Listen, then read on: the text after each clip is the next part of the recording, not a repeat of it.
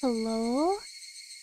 Konnichiwa! I'm your maid VTuber Lulubelle. Welcome to Higurashi When They Cry. Today we are starting chapter 1, and I'm excited to get into it. Now wait a second. Hang on, I'm listening to my volume and it sounds a little off. Let's do a quick volume check. Is it me or do I sound like I'm in a box? Or is that just me? What the heck? Konnichiwa! It's been a while, hasn't it? I hope everyone has been well. It's finally the start of summer! And it's great. We're like around 100 plus Fahrenheit where I'm at. And I really am not the type that likes summer, but I've been waiting for so long. I've been waiting so long for summer. And I'm not sure if it's because I've been playing so many horror games that it's making me just naturally crave the heat. But that's how I normally used to play horror games. I used to only play it when it was hot out. To make my body heat cool down a little bit. So I've been craving summer for the longest time. I'm just glad that it's here. Also, yeah, just let me know if I do sound boxy or not, because I'm listening to myself. I sound really boxy. Let me do a quick sound test. Let's see, but welcome in everyone! Welcome in. Oh, it's Kyo! Hello, Kyo! Honolulu! Welcome in Ciel! Welcome in Darren! And hello to those lurking and those watching VOD. Yeah, if you think about summer, and you think about games, you think about Higurashi. Okay, let me do a quick audio test. Oh, I thought I had my earphones on. Let's see.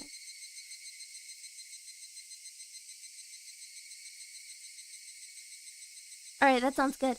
Yeah, when you think about horror summer games, you think about cicadas, you think about the hot, red, almost alarmingly red after sunsets. And when you think about horror in summer, you think about how the sun sets slowly and it's like paints the sky in this bright, alarming red.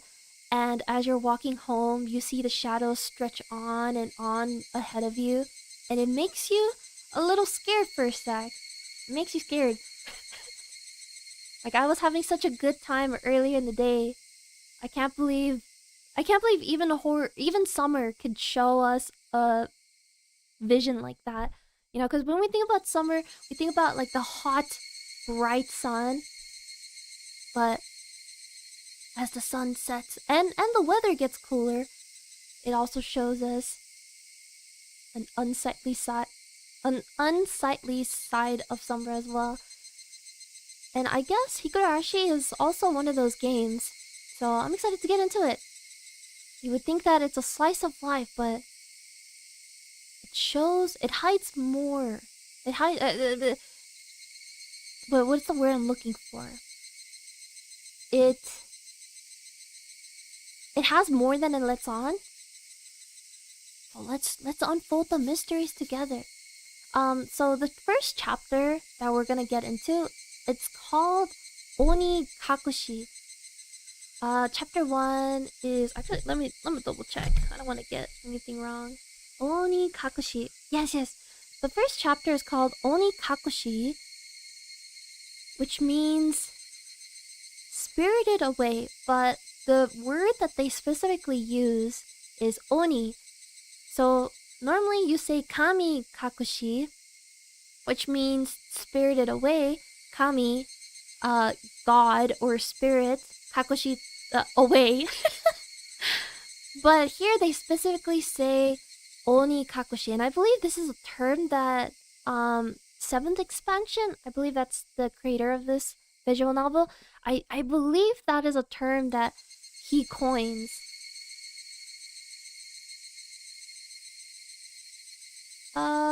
You cannot see the mouse.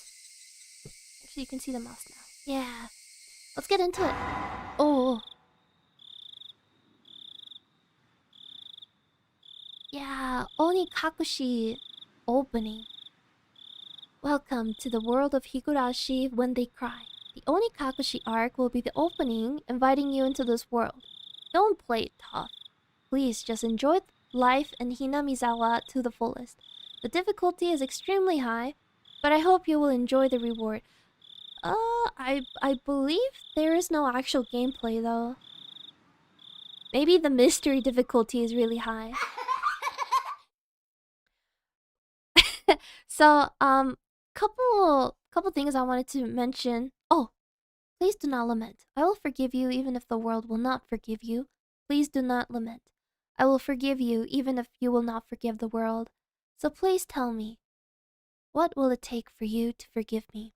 Frederica Byrne Castell. And there's Latin? This is a work of fiction! Any resemblance to actual 1983, the early summer of the 58th year of Showa era. I was going to be ripped apart anyways. Having my body ripped apart would have been far better. I trusted her. No, I still trust her. Even in this very moment, I trust her. But I'm starting to realize I only wanted to trust her because I refused to accept the truth. It was as if I was trying to convince myself in such a silly, sobbing voice. And those tears, I didn't read it. That mechanical, repetitive sound finally stilled. I'm such a slow reader. Only the cry of the cicadas remained, annoyingly loud. And yet, I felt as if I could still hear her voice. It's not possible. She is no longer speaking. The only one crying is me. She never cried. Even when she repeated those words over and over, she never expressed any emotion, because there were none to show.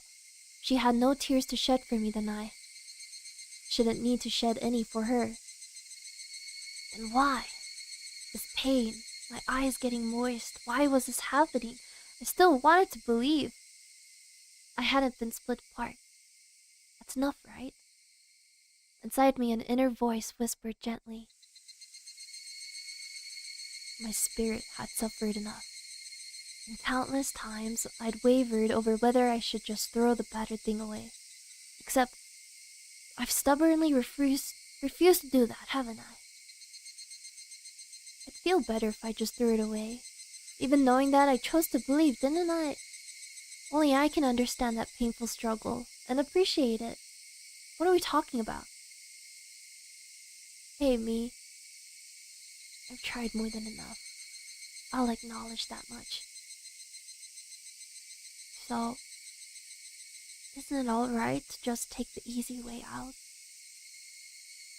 Besides, I'm not throwing it away. I'm leaving it behind. With her. Like flowers by a grave. Now then. Calm your nerves. Even though you can't feel your right arm, just lift it up. And with every swing, forget a little more. That kindness made me happy. That adorable smile brought me joy. I liked petting your head. I loved how demure you were. Because this will be the last time. Because when I swing this down, I'll forget. This is my first and last bouquet for you.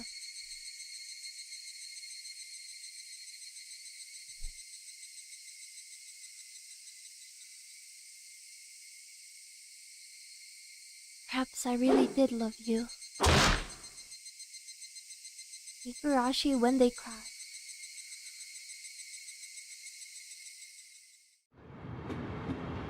I got an achievement called Farewell, Bid Your Love Goodbye. Huh. So just to let you guys know, I already know a good deal of Higurashi and Umineko. I'm a huge fan of this franchise. Yeah, I'm a huge fan of this franchise, so I already know what's gonna happen. I also watched the last 2 seasons that came out of Higurashi. I believe it's called So and Gotsu. No. Go and Sotsu. I think I got it mixed up. Yeah. I know of the last 2 series. I really enjoyed it. At least at the time I was watching it, I really did. And so I'm excited to get through the visual novel with you guys. I haven't played this at all. And for those of you that don't know anything about this, I won't spoil anything for you. Well, if I do, then I'll let you guys know. I'll put up a warning like, hey, I'm talking about spoilers real quick. But this is gonna be spoiler free so far, because I know that there are a couple of people in chat that haven't played through Higurashi or watched through it, so I'm gonna try to keep this as spoiler free as possible. So I hope you guys will uncover this mystery with me together. I don't know how different the anime and the visual novel is, so I'm gonna see that myself. I also... Actually, yeah, that's it. I've watched through majority of Higurashi. I think I watched pretty much all of the seasons. They don't have a movie, did they? For an anime series that has a lot of seasons and OVAs, I'm surprised that they don't have a movie. Anyway. Welcome in, Mugs! That sound effect was funny. The Steam notification. I didn't know you guys could hear it too. I think I watched an entire anime series back in high school or college, sometime 15 years ago. Yeah, me too. It was just, it was kind of an iconic, excuse me. It was kind of an iconic thing back then. At least in the, yeah, at least from what I know. Spoiler alert, it's summer. Spoiler alert, the cicadas will cry. I think they had a movie. Did they? I know they had an OVA for sure. Somebody has been apologizing for... Oh my god. Somebody has been apologizing for a while now. I wonder what she's apologizing for. It felt wrong to eavesdrop, so I tried to ignore it. It had been a while since I last went to the city. I only returned to attend the funeral of a relative. Even though I'd lived there until last month, I found the bustle of the city to be overwhelming. Those skyscrapers and the multi-lane roads, the melodious cacophony of the crosswalk. Even the campaign speeches blaring in front of the station felt nostalgic. The place where I lived now wasn't nearly as lively. There's only the chirping of locusts and babbling of brooks, and the cry of the Higurashi, the evening cicadas. Rather than making me feel lonely, the quietness had begun to instill a sense of serenity. There's nothing where I'm living now. I don't just mean that there aren't any burger joints. There aren't even vending machines. What? Not even vending machines.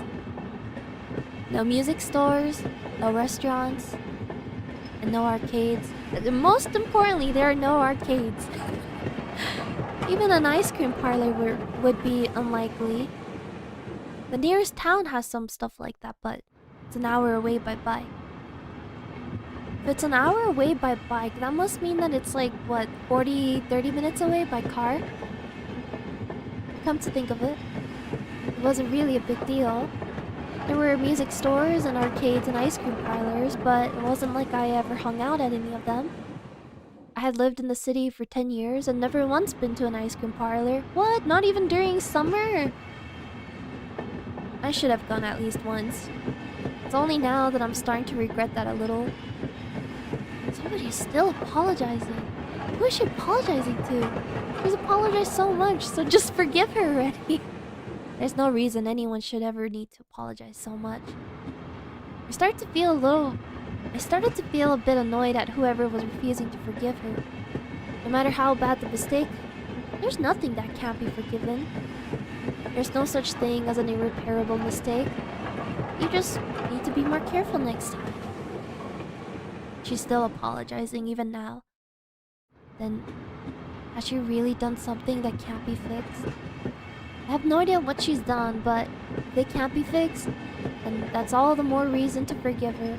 Whoa, this is so kind! Is this Jesus? POV, you're Jesus. No matter how much she apologizes, nothing will change. But even so, she keeps apologizing in such a heartbreaking voice.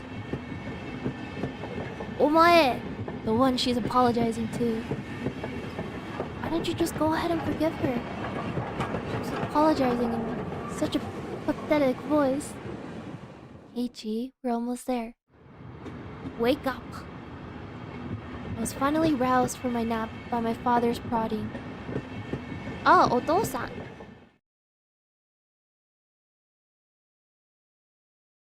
It seemed the train had reached its final stop.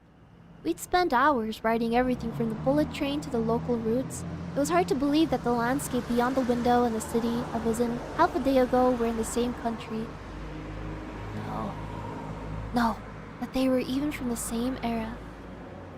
Wow, look at this! Wow, this is so nostalgic! I also grew up with reading a couple of visual novels. And yeah, seeing this background photos with this visual novel filter is so nice to see. Oh, that's Yamaha! That's Yamaha right there! From there, we take a car deeper into the mountains.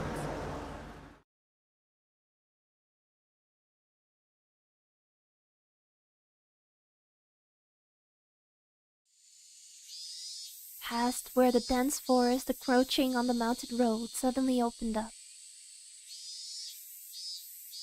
Wow, you can hear the cicadas! There, where I live now. Hinamizawa. Higurashi When They Cry.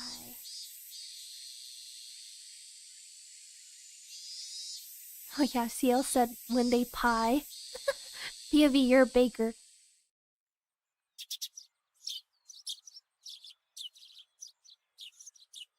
Even though we were approaching summer, the morning air still had a frigid bite. Oh, it's true.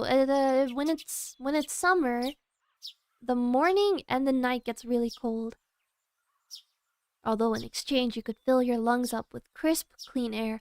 Oh, you know what? I bet the air in the countryside is so nice. Flipping open the window, I was greeted with a verdant expanse. Nothing but trees. Ah, that's why the air feels extra nice. Because you're surrounded by trees. The neighboring house was far away on the other side. So, I was probably the only one enjoying that view and that air. Ah, how nice! Dude, I bet this place is so nice for morning people too. Filled my lungs with another deep breath. Since I started living in Hinamizawa, I learned that even air had its own taste. What? I quickly finished getting ready for school and headed downstairs for breakfast. My mother was the only one there. My father was nowhere to be seen. He was probably up working until the early morning. Dad had a rather unconventional job as a painter. Such a laid-back profession. Get up when you want, sleep when you want, work when you want. I was so jealous of that easygoing lifestyle. I, for some reason, thought that his dad was I thought he was like a comic artist or doujin writer. Maybe I'm mistaking it for a different character. I even wrote for school that I wanted to be a painter when I grew up. Dad was ecstatic about that. Oh, then that means that you got that painter site from your dad. Oh, it was just because it looked easy. I never tell him that though. So I guess it's safe to assume that bro wants to lead a very easygoing life. yukuri. Mom laid breakfast out on the table. Seaweed, pickled vegetables, raw egg, and grilled salmon. Natto! Where's the natto? My mom was such a good cook, it was scary. What's this on the floor, by the way? Pick it up. A perfect, immaculate, ideal breakfast. Unlike my dad, who didn't even know the meaning of the word schedule, my mom never squandered any time or effort. She hummed a little tune as she brought over the miso soup. It seemed like she was in a good mood today.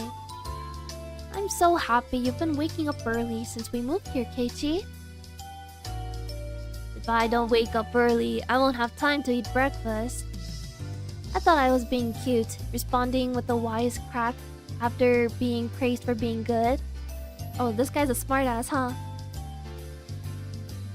Full bowl of rice? Or will half be enough? Pile it on! First, I savored the steaming hot rice with the seaweed. After that, I covered it with the egg. Oh, this is soy sauce! Put soy sauce on it! Between bites of rice, I enjoyed the crunch of the pickles. Not bad at all. I wonder if Mom makes homemade pickles too. Excellent as usual. Watching me clean my plate, Mom gave me a warm smile. I'm so happy you haven't skipped breakfast ever since we moved here, Keiichi. I was not a morning person when we lived in the city. I slept right until the last minute before school and rarely ate breakfast. Wait, that's unhealthy. Boycotting the breakfast Mom made me each morning. That was probably the only way I could protest being forced to attend cram school. I guess that was what you call my rebellious phase. Your rebellious phase looked like you sleeping in until the last minute, so you had more time to go to you had more time to sleep and less time to focus on going to school. That's crazy. But man, you can already tell by the narration on how laid back this guy is. We really said screw dad. I wonder what Keiichi is. Are you more of a dad's son or a mom's son?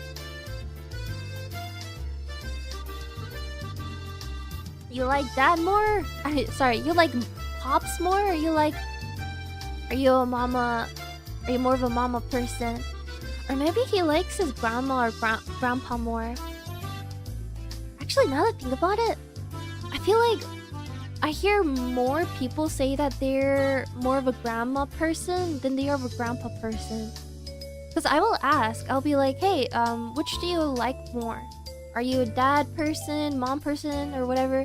And if they're not mom person or dad person, they'll most likely say I'm more of a grandma person. But I don't think I hear a lot of people say that they're a grandpa person.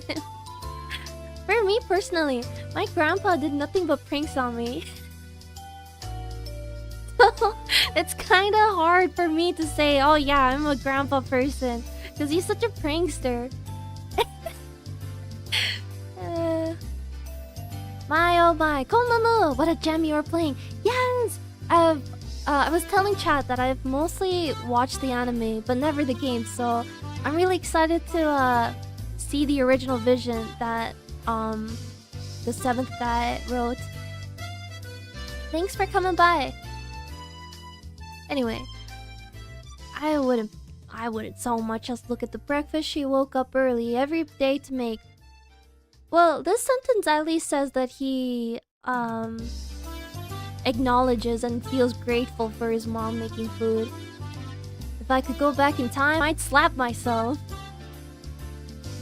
Mindful of the time, Mom rushed me along with a wide grin. Isn't it about time to meet up with Lena-chan? Hurry, hurry! Mom really seemed to enjoy the fact that her son was going to school with a girl. Maybe she knows. Maybe she knows that you two are a good fit. Hello, welcome in, Richard. Yeah. Evening, Lulu. If it's the week we get narrator Lulu, then it makes me picture you in your maid uniform by the fireplace, telling unsolved mysteries. Zero Escape was my most recent VN. But what's... Zero Escape, huh? Let me look it up before it slips my mind.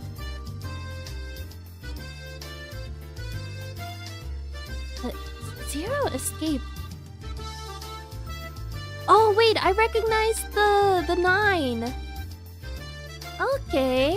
I feel like people have told me about Zero Escape before. Would you recommend it? Welcome in BCC Wolf. Yes, I am so excited for this week. We have Higurashi and or Shin-chan. So look forward to it. I'm definitely excited. Anyway, mom's excited that I'm going to school with a girl. Anyway, Rena is one of my classmates. She really loves looking after people, coming to meet me every day without fail. The way I looked at it, a guy my age walking to school with a girl is just lame. What the heck? But actually, no, I won't say it. Well, keeping a classmate waiting for me every day wouldn't be very considerate.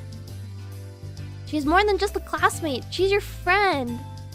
Seriously though, how long does Rena wait there for me every morning? Taking one last gulp of miso soup, I raced for the door.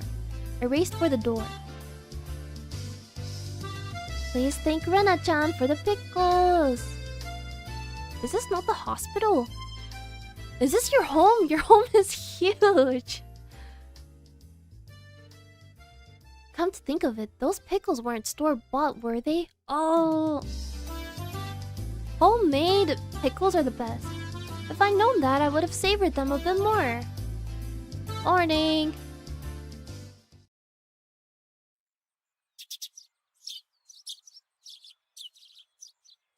Oh, no voice acting. Or is that a mod thing? Oh, I got into this game thinking that there was voice acting. Did Rena's voice actor? Sorry, Rena's voice is so iconic to me, so I was looking forward to it. But wait, what happened to the voice acting? Does anyone know? Maybe it's a mod. Ah, what the heck? Wait. Let me double check. This is so the version of this game that I got is the Steam version. Higurashi. Oh, is it a mod? What? Console voice and graphic mod for Higurashi and Umineko. What? You're telling me that it's already gonna look even better than it already is? Especially with the voice acting.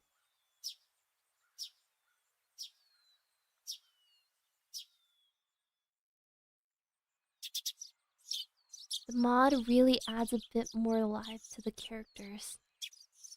Damn.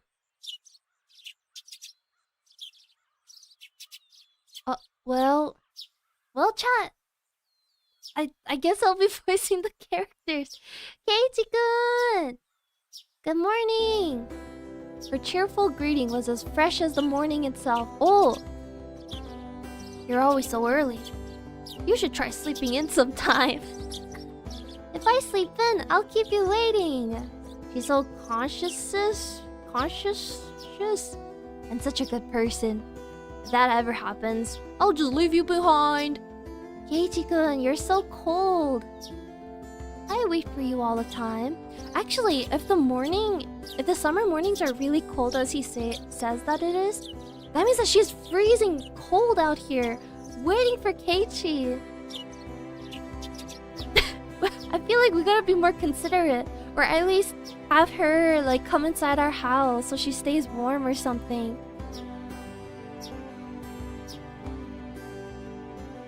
Zero Escape is a 3-part visual novel. As it's a wild story that's a room escape that's super deep and plot heavy, I'd recommend it. I'll keep that in mind then. You see, so Zero Escape was your most recent one, huh? Kondono everyone! Time for some read along with Lulu. I'm excited. Although I'm a little surprised. I thought the voice acting came with it. Well, let me know, guys. Let me know if you guys would prefer the actual character's voice acting. Sorry. Let me know if you guys want the actual mod. Then I will look into downloading it. But for now, I will do a voiceover. Hey, welcome in, Snake Eye. How goes the hopefully totally normal VN? Oh, it's going totally well. Thanks for coming by. I'll leave you in the dust without looking back. Why are you so mean? Why? Rena had a slightly troubled look on her face. Toying with her was rather fun because of how quickly her mood changed. I'm kidding. I'd wait for you. Those words, Rena seemed to relax. Her face flushed bright red. Ah, thank you. I'd wait forever until you came, Rena. No matter how long. Forever? Rena turned bright red, steam rising from her head as her brain short-circuited. Ah, she's so cute! She's especially weak to this sort of talk. Oh, this guy clocked her too. It's quite rare to find someone that's fun to tease. Oi, leave her alone! Ah, she's so cute! She's so cute! Have you ever read a romance novel, Rena? Huh? Oh, I haven't. Never read any before. From that response, I gathered she was interested in them, but was too embarrassed to actually buy one. I couldn't imagine what would happen if she did read one. She'd probably turn red and pass out. Oh yeah, message from Mom. She says, thanks for the pickles. It was nothing. You're welcome. How were they? Not too salty? They weren't that salty. Actually, they had a pretty light flavor to them. It would have been fine to just be honest and say they were good, but apparently I couldn't be that forthright. I'd like to ask something before that. Were you the one who pickled them, Rena? Or was it your mom? Huh? Well, why do you ask? Were they too salty? Her attitude completely changed and she began to panic frantically. Don't give her a hard time! Was it you, Rena? Or was it your mom? Why are you asking who made them? Why? Depending on who made them, my opinion of them might change drastically. Huh? She counted frantically on her fingers, trying to remember the amount of salt she'd used to pickle them. Can you remember things like that? I don't even know if I would remember how much salt I put in my cooking. Hey, welcome in Mino! So glad to have you here. It wasn't like I was trying to tease her, but I couldn't stop myself. Guys who take pleasure in this kind of thing are probably the worst. Guys like me. At least he's self-aware, right? Rena nervously opened and closed her mouth over and over, trying to muster a response. Stop giving her a hard time! It was me. Delicious. Huh? Pretty good. Just like the last ones. They went perfectly with the rice. Her face went bright red again. She was completely spacing out. It truly was a lot of fun to tease her. I pray that Rena never gets taken advantage of by some lowlife.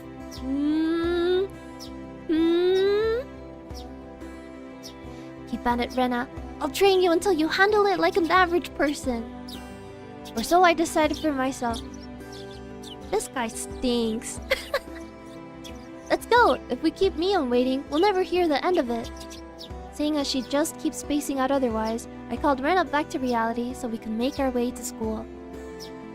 The strange, easily flustered girl is Rena Ryugu, which honestly is such a strong name. You got strong brand, kid. Rena Ryugu. I've only known her for about a month, but I've come to realize it's not just her name that's strange. You've known her for a month and you're teasing her like that? Oi! Mita, good morning! Coming up to the next rendezvous point, we saw another person waiting for us. Noticing us, she waved. What's your voice? Ah, finally! You two are... you two are late! Usually you're the one who's late. In sharp contrast to the diligent Rena, this one marched to the beat of her own drum. She's Mion Sonozaki. Oh! For what it's worth, she's our senior and head of the class. Oh, she's a senior! I know I watched the anime, but there's some parts of it that I'll forget, so this is a good memory refresher. Welcome in, Egg! Welcome, welcome. Now let me lower the volume at my end. It's like so loud, I could barely hear myself. Hello? Hello? Morning, Rena. And it's been a while, Kei-chan. How many years? I was only off 2 days. You don't say. You were so much cuter back then. Eon's gaze started at my chest, then dropped straight down, focusing on the point between my legs. Well, she was saying it was my crotch that was cuter back then. Where, you ask? Just to be clear, I've never actually tried to show it to her. I've grown quite splendidly. You'd be surprised. Not only is he bigger, but he has a little mustache now. Being so engorged with energy every morning is quite a problem, though. I'll introduce you next time, so be sure to greet him properly. Don't say next time. Right now is just fine. How about letting the little guy get a breath of fresh morning air? You can really tell that this is a product of his time. I don't think I've ever heard talk so dirty you could smell it fouling up the morning air before. Mion sure does act like an old man sometimes. Hang on, I'm having a hard time gauging who's who right now. Gotcha. Time for the big reveal. Hope you don't regret it. As my hand reached for my fly, Rena began to ramble in a near panic. What are you talking about? What are you talking about? What are you talking about? Red-faced and flustered, Rena tried to play dumb, but it was obvious she knew exactly what we were talking about. You know, I really do feel like we need the voice acting bot. Oh, Mion saying, so how was it, seeing the city again? Mion switched gears, dropping the dirty talk and changing the topic to something more befitting the pleasant morning. Yeah, I feel like I need to get the mod if I want my voice to last.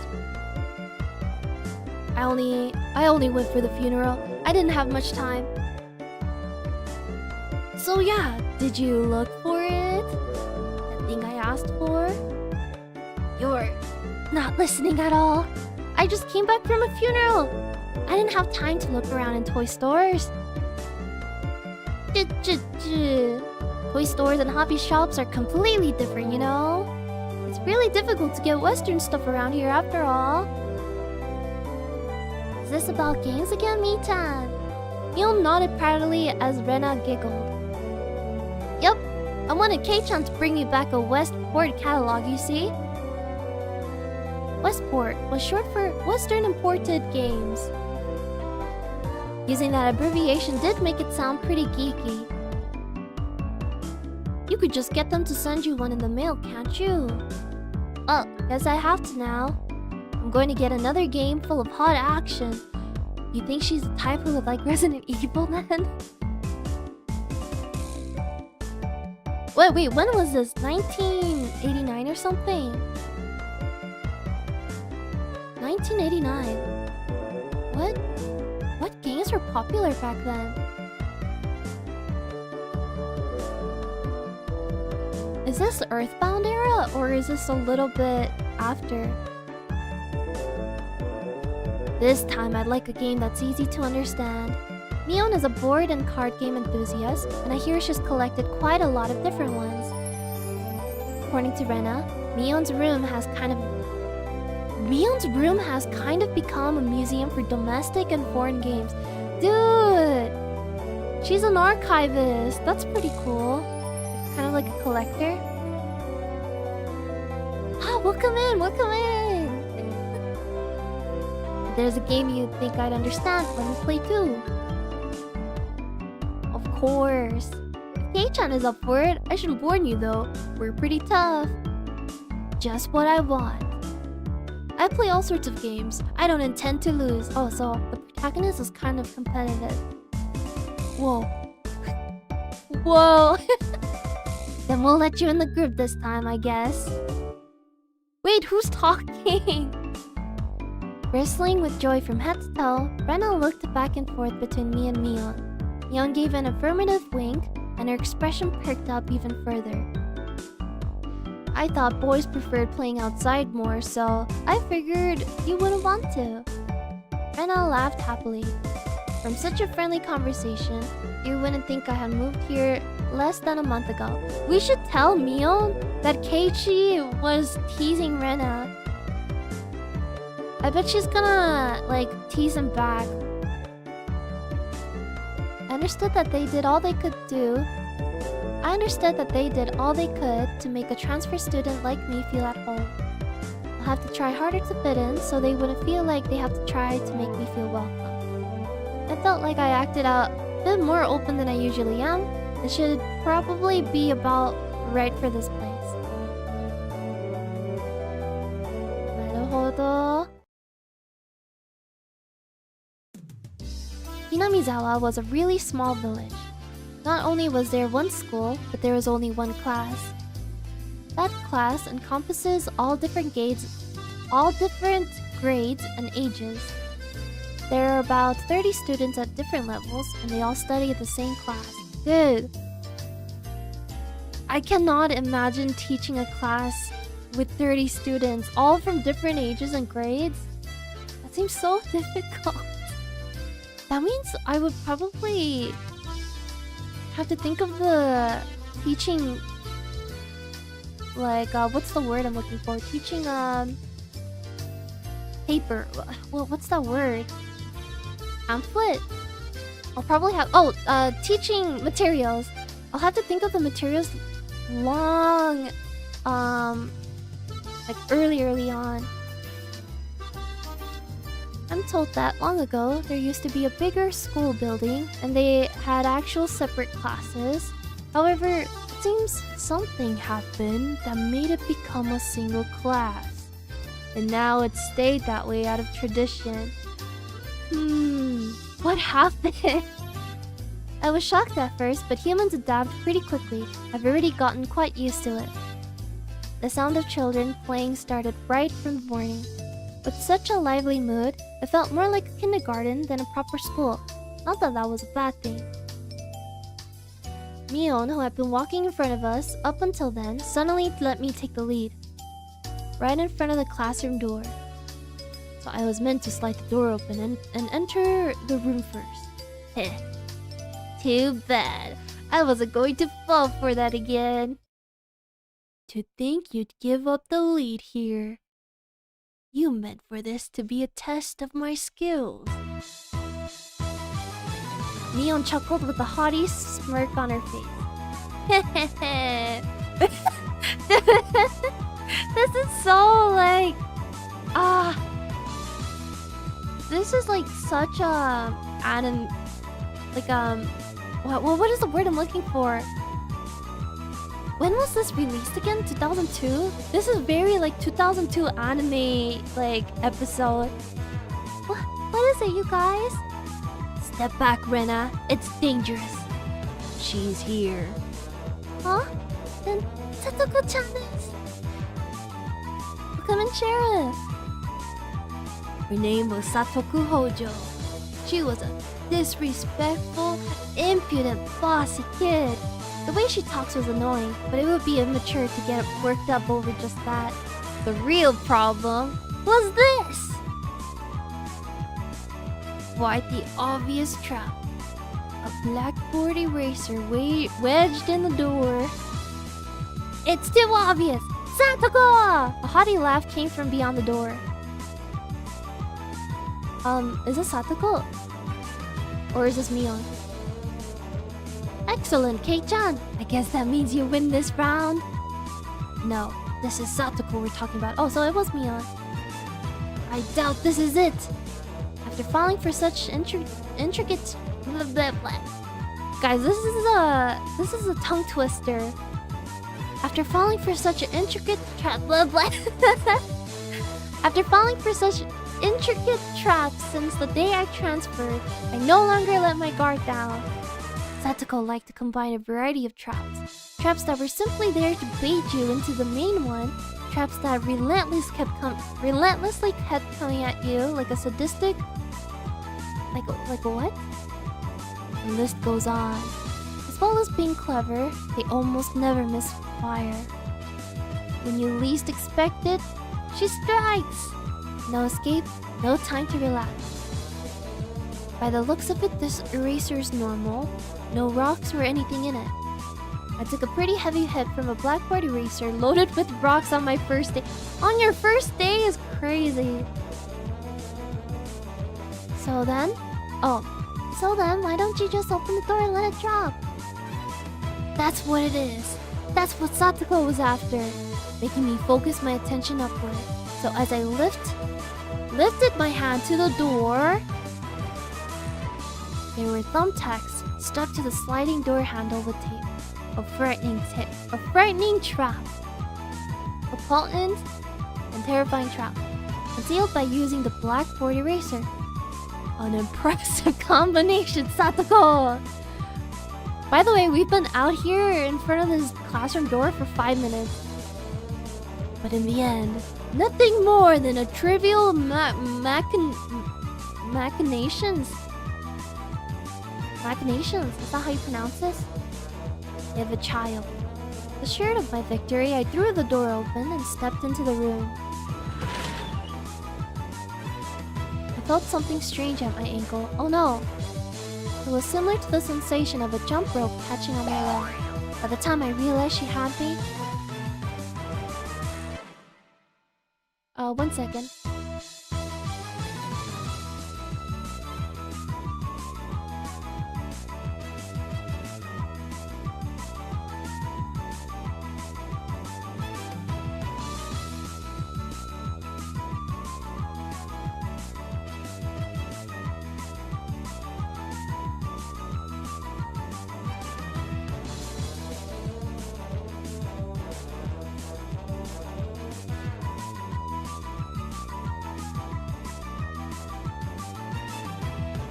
Hello, I'm back. Anime trope, yeah, this is like such a... Anime trope, yeah.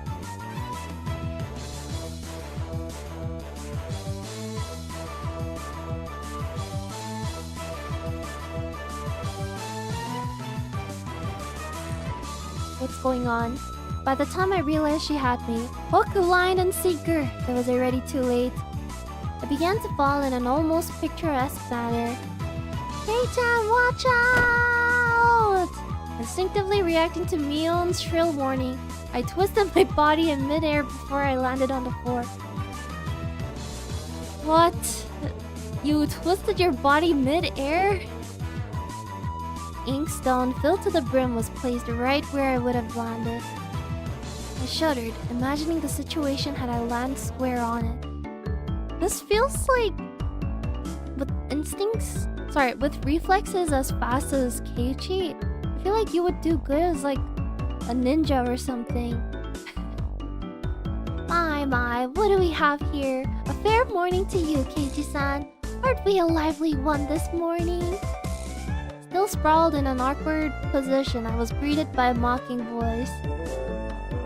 That was a step up from your usual trap, Satoko! I haven't the faintest idea what you mean. You're quite unlucky this morning. You little... Ow. It seemed I'd inadvertently sprained my back a little when I landed. Better than landing on that inkstone. What the heck is an inkstone? Small hand gently rubbed my head. Pain, go away. The small dainty hand continued to gently stroke my head. You didn't sprain your back or anything, did you? If you rub it like this, the pain disappears. I thought about asking how rubbing my head would help my back, but I didn't. It's not so much about what you actually do, it's the thought that counts. Yeah, thanks, Rika-chan. Pain's going away now. Yay! Rika-chan! Good morning! Good morning to you too, Rena. Good morning to all. Rika-chan greeted each of us with an adorable little bow.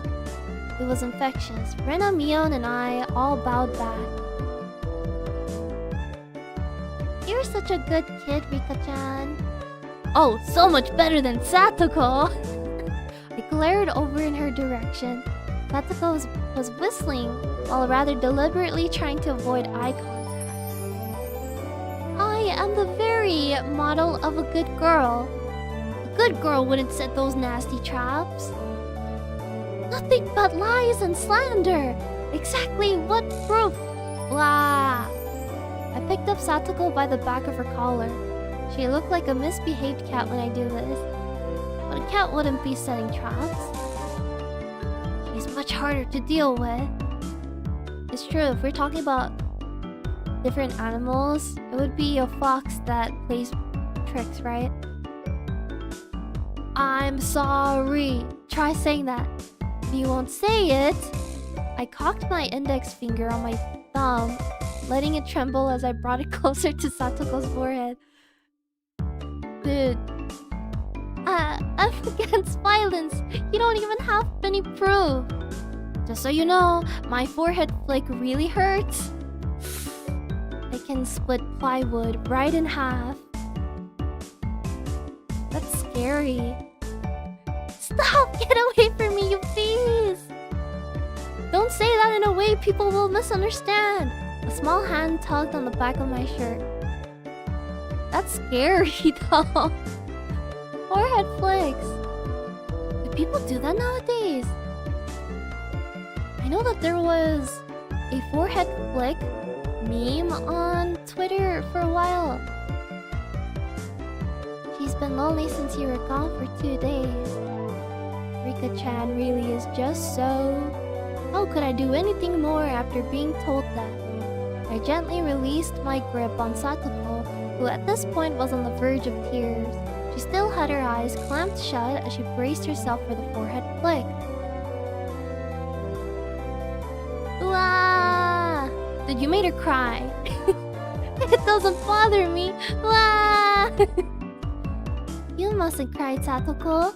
Keep on fighting. Oh, fighting desu yo. Rika gently petted the head of her prankster friend. You would never guess those two are on the same age. I think Satoko could learn a thing or a million from Mika-chan. Next time, send an even more amazing trap. Wait a minute. As she observed the scene, Rena's expression grew ecstatic as she began to swoon. How? Satoko-chan is crying! So cute! As she observed the scene, Rena's expression grew ecstatic as she began to swoon. Oh wait, I already read this. Can't take them home. Ooh, but they're so cute! You can't, no matter how cute they are. But just for a bit, it's fine? It's fine! Oh yeah, she has a little talking quirk where she's like, Kana! Kana! Rena kept the cutesy face even as outrageous ideas spewed from her mouth. According to Mion, Rena is ridiculously weak to cute things and always tries to take them home. Object or person? Stealing is bad, but abducting people is even worse. Give it up.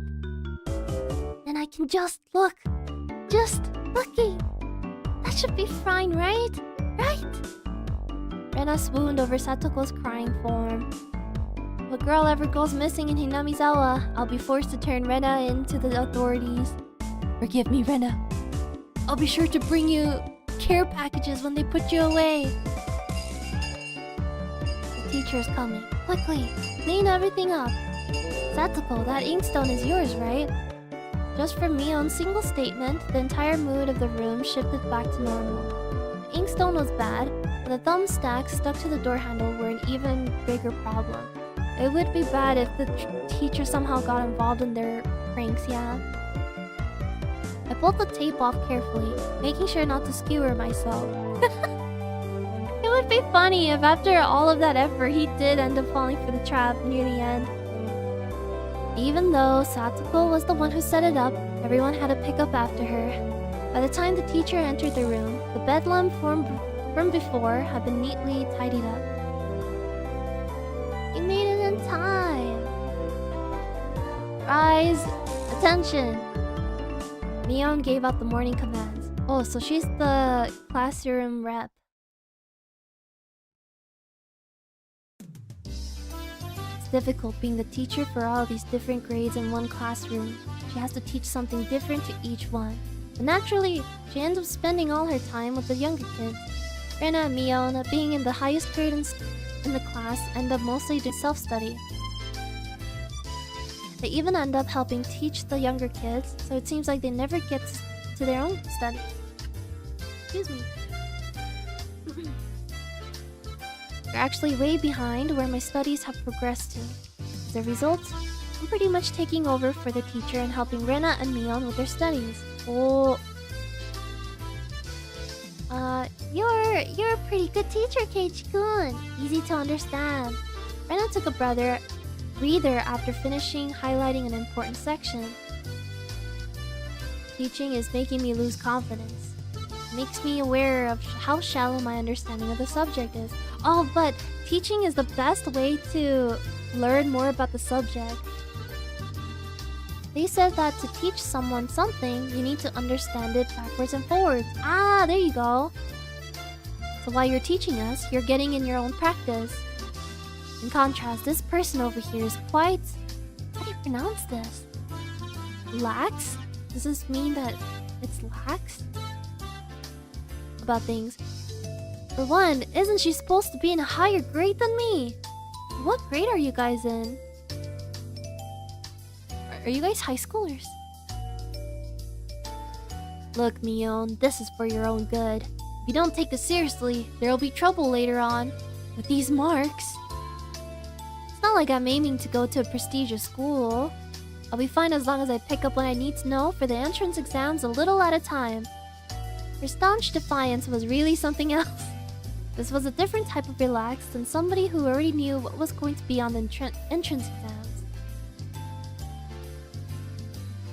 Kei-chan, Kei-chan! Keiichi-kun is doing his best to teach us. We need to try hard too. You're such a good and honest kid, Rena. I'll make sure you guys get accepted into a good school. Oh, thanks so much! Especially you, Rena. Private lessons. Just the two of us. Private lessons? Puff of smoke shaped like a halo popped out of Rena's head. Exactly what kind of private lesson is she fantasizing about that's making her turn so red? I'd like to hear the play-by-play about that next time. While Mion was flipping through vocabulary flashcards, he threw out a casual question. So, in the city, do you have to study this much? I feel like it's even like... I feel like that's the case. If you don't know at least this much, you can't get into university. So you study just to get into university? Well, yeah, basically. I'm having a hard time finding a voice. While knowing that this stuff won't ever come in handy in the future. That's not true! That's not true! Out here, you can get into university as long as your attendance is good enough. Really? Study equals entrance exam. Having that basic law of the universe so easily overturned sent me into a state of shock.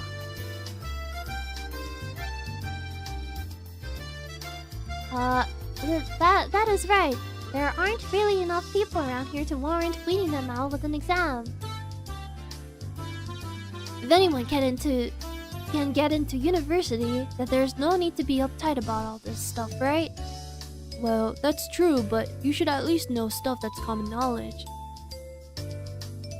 This old geezer thinks that instead of wasting time studying pointlessly, you should be spending your precious teen years doing more meaningful things.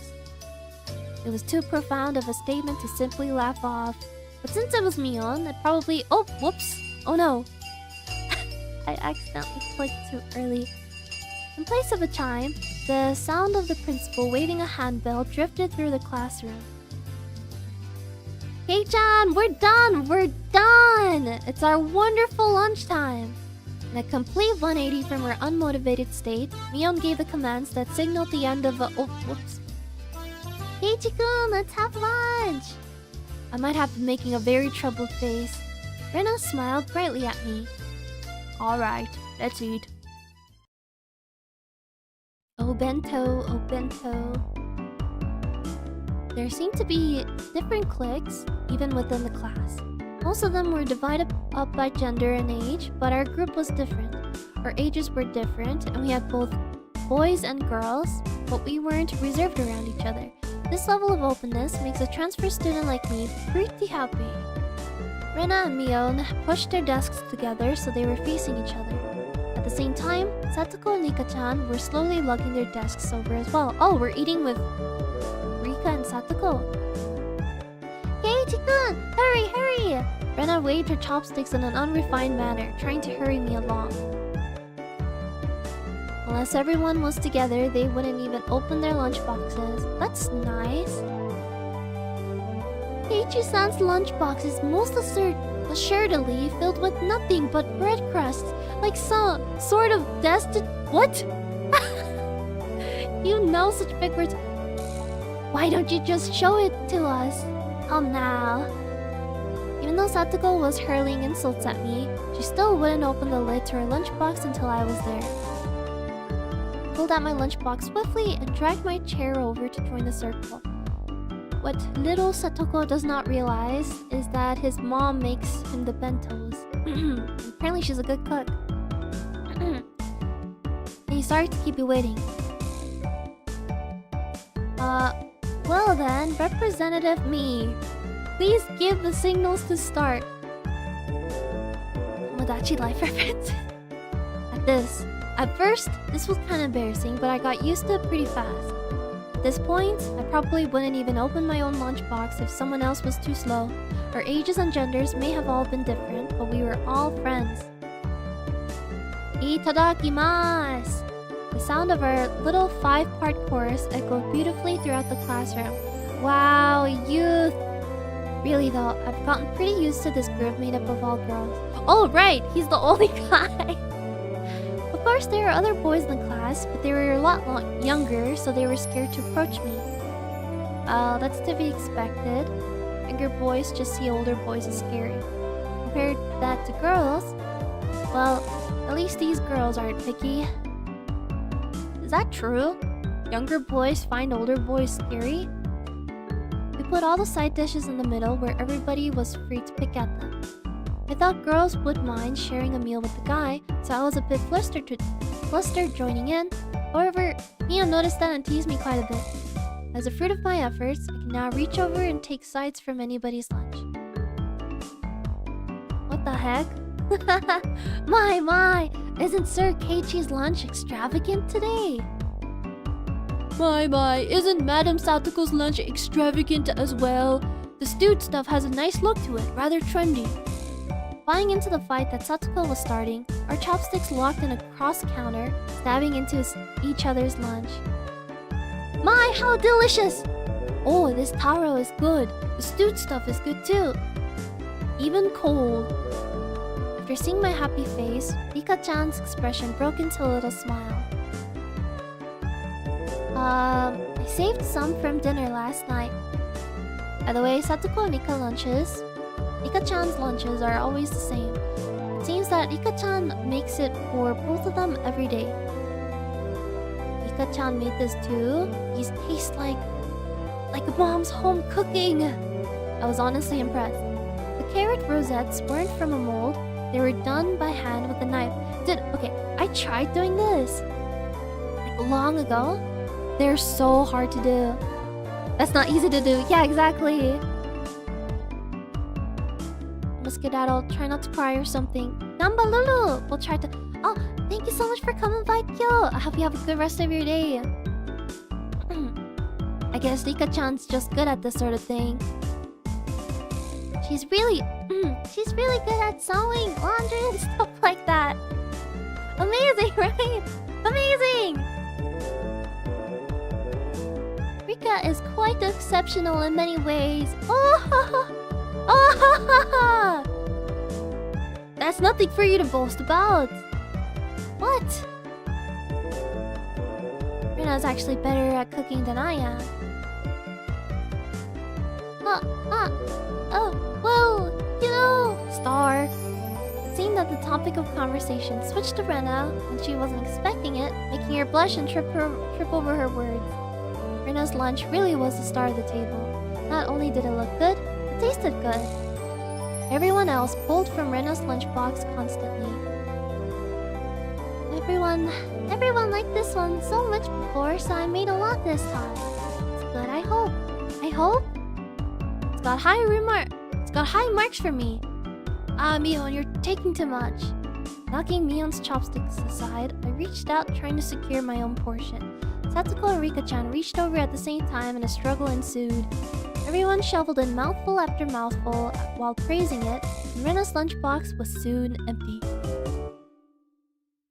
It was kinda bad that no one thought to leave any for Rena. Wait, that is kinda sad. But Rena seemed rather satisfied as she looked on. Aww. How did you like it? Isn't Rena-san an extremely good cook too? Quite different from Keiichi-san. I said that's nothing for you to boast about. Good, the banter. You're not much different than Kei-chan. Oh, you're not much different from Kei-chan, Satoko. Can you tell the difference between broccoli and cauliflower yet? Satoko's face went pale. Hey, even I can tell the difference between broccoli and cauliflower, you know? Of course I can, I really can. It's really hard for her to lie.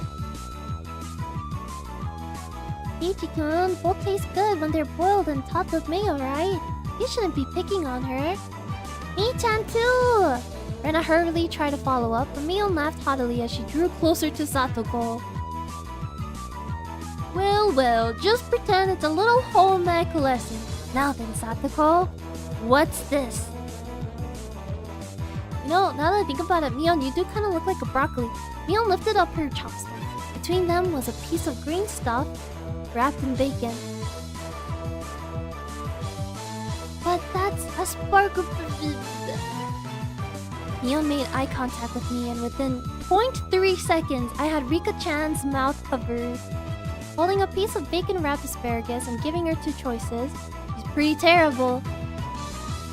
Yeah, she told her, which is it? The yellow one is cauliflower. No, wait. The green one is cauliflower. So which? Probably the yellow one is broccoli and the blue one is cauliflower. The green one is... You're gonna make her cry. Do you really know which is which? How about you just give up? And expect no less from the class representative. The oldest. The way she drives people into a corner just shows how much experience she has. She just likes to tease people, I suppose. This is just a hunch, but being brought into the Sonozaki household must be quite the ordeal. I do know! I really do! Then answer the question! I know! Ah! You made her cry. Wait, I feel so bad. Poor girl. She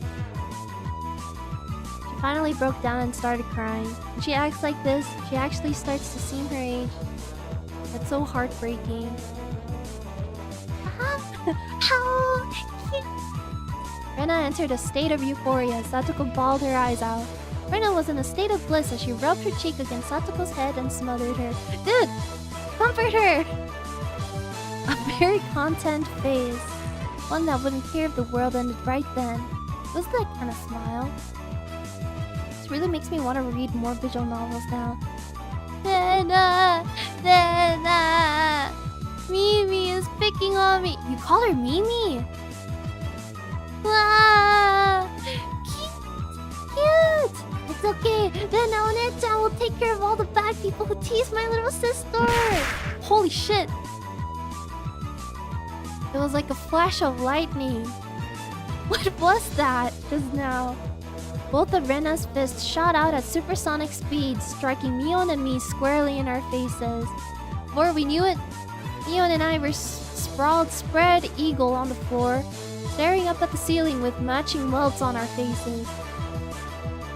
This is the first one you've gotten one, right? Today, she went out easy on us. Easy? You mean there's something harder than this? With that, Mion and I both slumped our heads back to the floor in unison. From now on, I'll be careful when I'm within striking distance of Rena.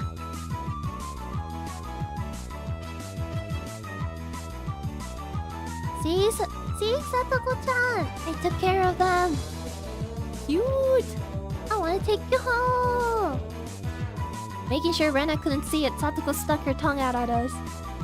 Have it all, using Rena like a puppet! Rika-chan massaged our bruises without saying a word. And this was our Nichijo.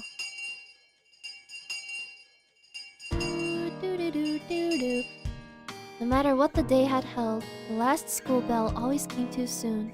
Our shadows stretched off into the distance. Hey Keiichi-kun, tomorrow, do you have any plans? Do you have plans or anything? Oh? It was such a direct question from Rena, I inadvertently blushed. Hey, you like her! If it was for date, then wouldn't you do it more subtly? Surprisingly, Keiichi is also kind of maidenly, huh? Rena saw me, lost for words, and realized that I'd been misunderstood, and turned red as well. Wow, youth! Well, I didn't mean it like that, you see. So apparently that wasn't what she meant.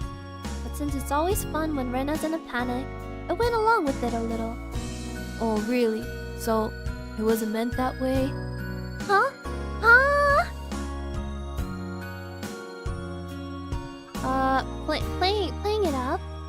Playing it up, I slumped my shoulders, feigning dejection. Keiichi-kun, why are you so disappointed? Why? Mi-chan! Cute. Wah. Unable to hold it in any longer, Mion slapped me on the back. I see! This old geezer never knew you could push her buttons like that. Wahaha! What? What is it? Mion was rolling on the floor, clutching her stomach while Rena flayed around. Completely bewildered. I couldn't help but start laughing as well. Feeling just a bit guilty, I ruffled Rena's hair. Kidding. Sorry, it was a joke. That was my fault. This is so nice, actually. She really is a cute one. A joke? Since when? About halfway through. Halfway? So Kei-chan, that means you weren't acting when you blushed at the start? Wait, who is this? That means... It was only a momentary lapse, but there was no way Mion would let such a delectable detail slip by her. Oh, you see, saying anything more was also a bad idea. In my bewildered state, I slipped further into an unfavorable position. After that, Mion continued to tease me about it for a while. That's so cute! Ah, youth. So why were you asking if I'm free tomorrow, Rena? What? Oh, what were we talking about? It had been so long that Rena had forgotten. That's how long Mion had teased me. Dude, she's relentless. It's just... Wait, who's talking? It's just, Kei-chan, you probably can't find your way around Hinamizawa by yourself yet, can you? That was true. I hate to say it, but if you blindfolded me and spun me around 3 times like we were playing pin the tail on the donkey, I wouldn't be able to tell up from down here. Yeah, I don't think I know how to get anywhere besides back and forth from school. Yes. So, saw you see tomorrow, we were thinking that Mi-chan and I could escort you through Hinamizawa and show you around. That would be godsend. Frankly, I was happy about the offer. You'll come, of course, right? If I'm free. If you're free? What do you mean if you're free? There's nothing to do here in Hinamizawa. Just say yes. He's so stubborn, Keiichi. You're being invited by a girl, you know. If I'm free. You're probably free anyways. If I'm free. I was being stubborn so as not to give a clear yes or no. He's so... He's so bratty. Even though I thought it was a godsend, too much of a... What is this word? To say so upfront. Keiichi-kun, you're not free perhaps? Perhaps? While Mion and I had our rather sour back and forth, Rena peeked over at me hesitantly. Figuring I'd been a bit too rough on her, I just gave in. Sorry, forgive me, I apologize. I'm free. Great! The trepidation disappeared from Rena's face as it blossomed into a smile. Hey now. Seems like there's quite a difference between how cold you are to me compared to Rena, isn't there? It seems Mion didn't care for how rude I was to her, compared to how quickly I agreed with Rena. But her being annoyed was very interesting. I pushed Rena forward, speeding up our pace to leave Mion behind. Let's go, Rena. Maybe it should just be the two of us tomorrow. Leave grumpy old Mion behind. Huh? Whoa! If Keiichi-kun is okay with that, then... Oi! Don't leave your friend behind. I'm the one who came up with the idea to take him around! Don't ignore me, Keiichi Maebara! It'd be great if the two of us could go on a picnic together. Should we bring a basket, Rena? If we're bringing a basket, I'll make all the food. Maybe. Don't you ignore me too, Rena! I'll tell everyone that you two disappeared into the hotel district together! Whoa. Well then, I'm going home right now to start making it. Tomorrow's going to be so fun! Later, Keiichi-kun! Mi-chan! Bye! Rena bounded off like she was walking on the moon. After the dust settled, all that was left was me standing next to Mion, sprawled out on the ground. There was a welt on her face. That's so funny. Are you alright? There was over 2 meters between you guys. Holy crap! Since you came, they've become sharper. This old geezer's body can't handle it. Maybe it'd be easier if you stopped saying stuff that makes Rena want to hit you. Or else, this would end up being Mion's slapstick comedy hour. That sounds kind of funny, actually. If that happened, the results might be fatal. Don't feel bad, Mion. You're probably the only one who can dodge her jabs. Felt like it was her knee, though. Could it be that we were hanging around with an unrivaled martial arts master? I would not be surprised. Maybe Rena has a sleeper build. Maybe someday we'll see her debut in an extreme contact sport. Yo, Rena the MMA artist! Yes! You can't lose to Rena! You need to train up and have a rematch! Kid-chan, you should. This old geezer will root for you. Mion and I reaffirmed our determination to discover a way to counter Rena's infallible technique.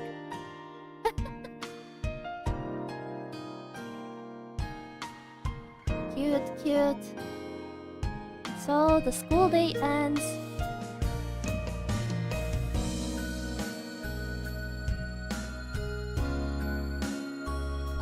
You received new tips. We're a mixed grade. We don't have a uniform. What the heck is this? What the heck is a tip? What? Wait, what is this? View all tips. TIP.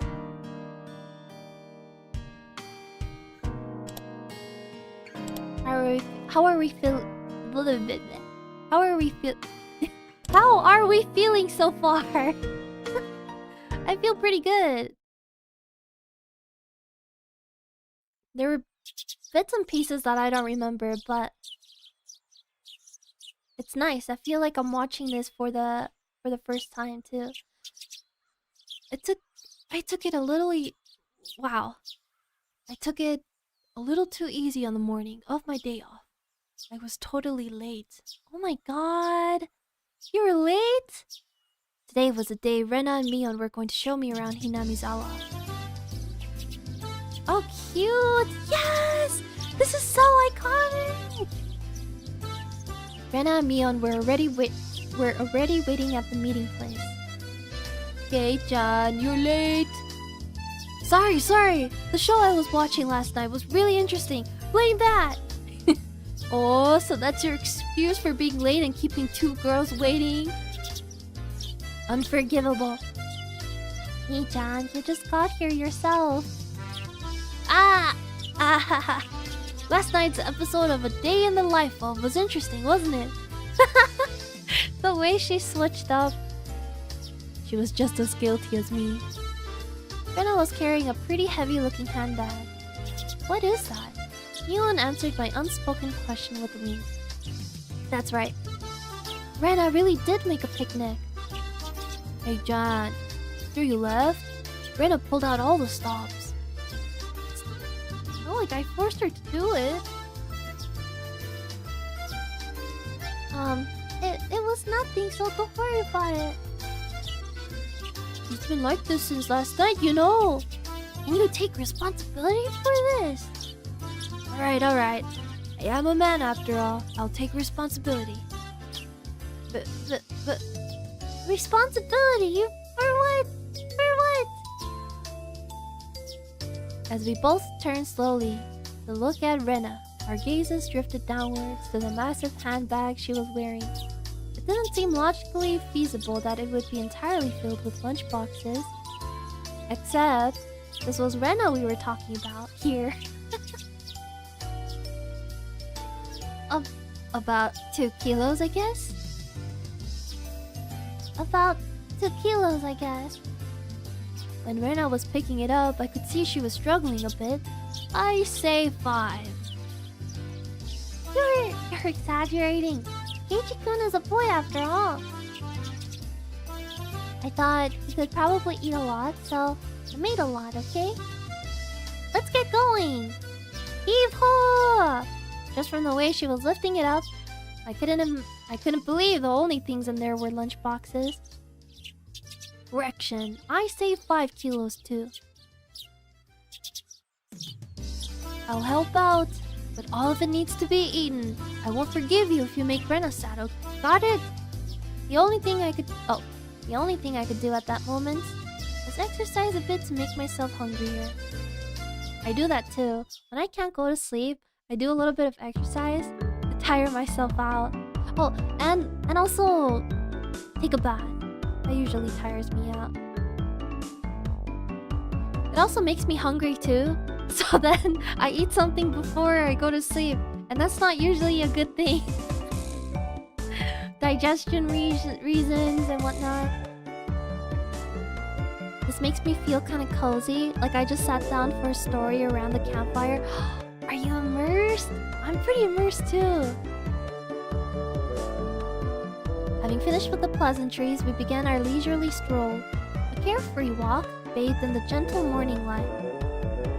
I couldn't have even imagined something so wholesome existed during my time in the city. These were the boonies after all. No slovenly desk jockeys trudging to work on the weekends out here. It really was a nice place, peaceful and quiet. As sparsely populated as the village was, you could still run into people just by walking around. Ah, good day. Good day. Oh, you would be Mayabara-kun, I believe. My two companions exchanged greetings with everybody we ran across. All of these passerby even knew my name.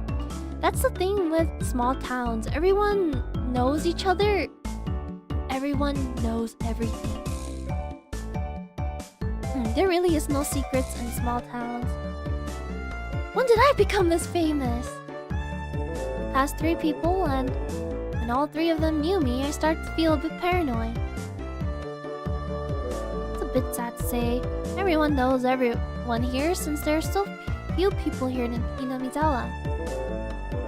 So that means when an unfamiliar face walks by, they automatically assume it's that Maribara fella who just moved here. Yeah, that's how it works out. It was a process of elimination you could only pull off in a place like this. It was quite effective. It's true, because the people of Hinamizawa, it seems like they're very tight-knit.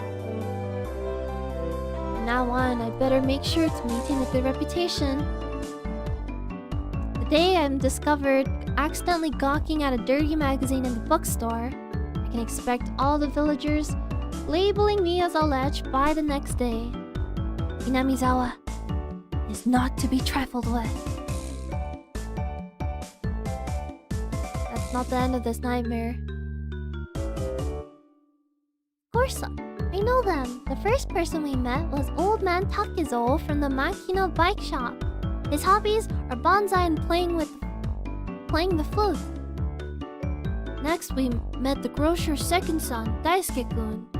His hobby is sharpshooting, and he hopes to be an ace sniper in the future. And the person we just met was Mio-san, the nurse from the clinic. Her hobbies are bird watching and photography. You know the names of everyone we passed by. And even their profiles. Seeing my surprise, Mion and Rena exchanged looks, burst into laughter. Well, yeah, we're not like the city where people hardly know their neighbors.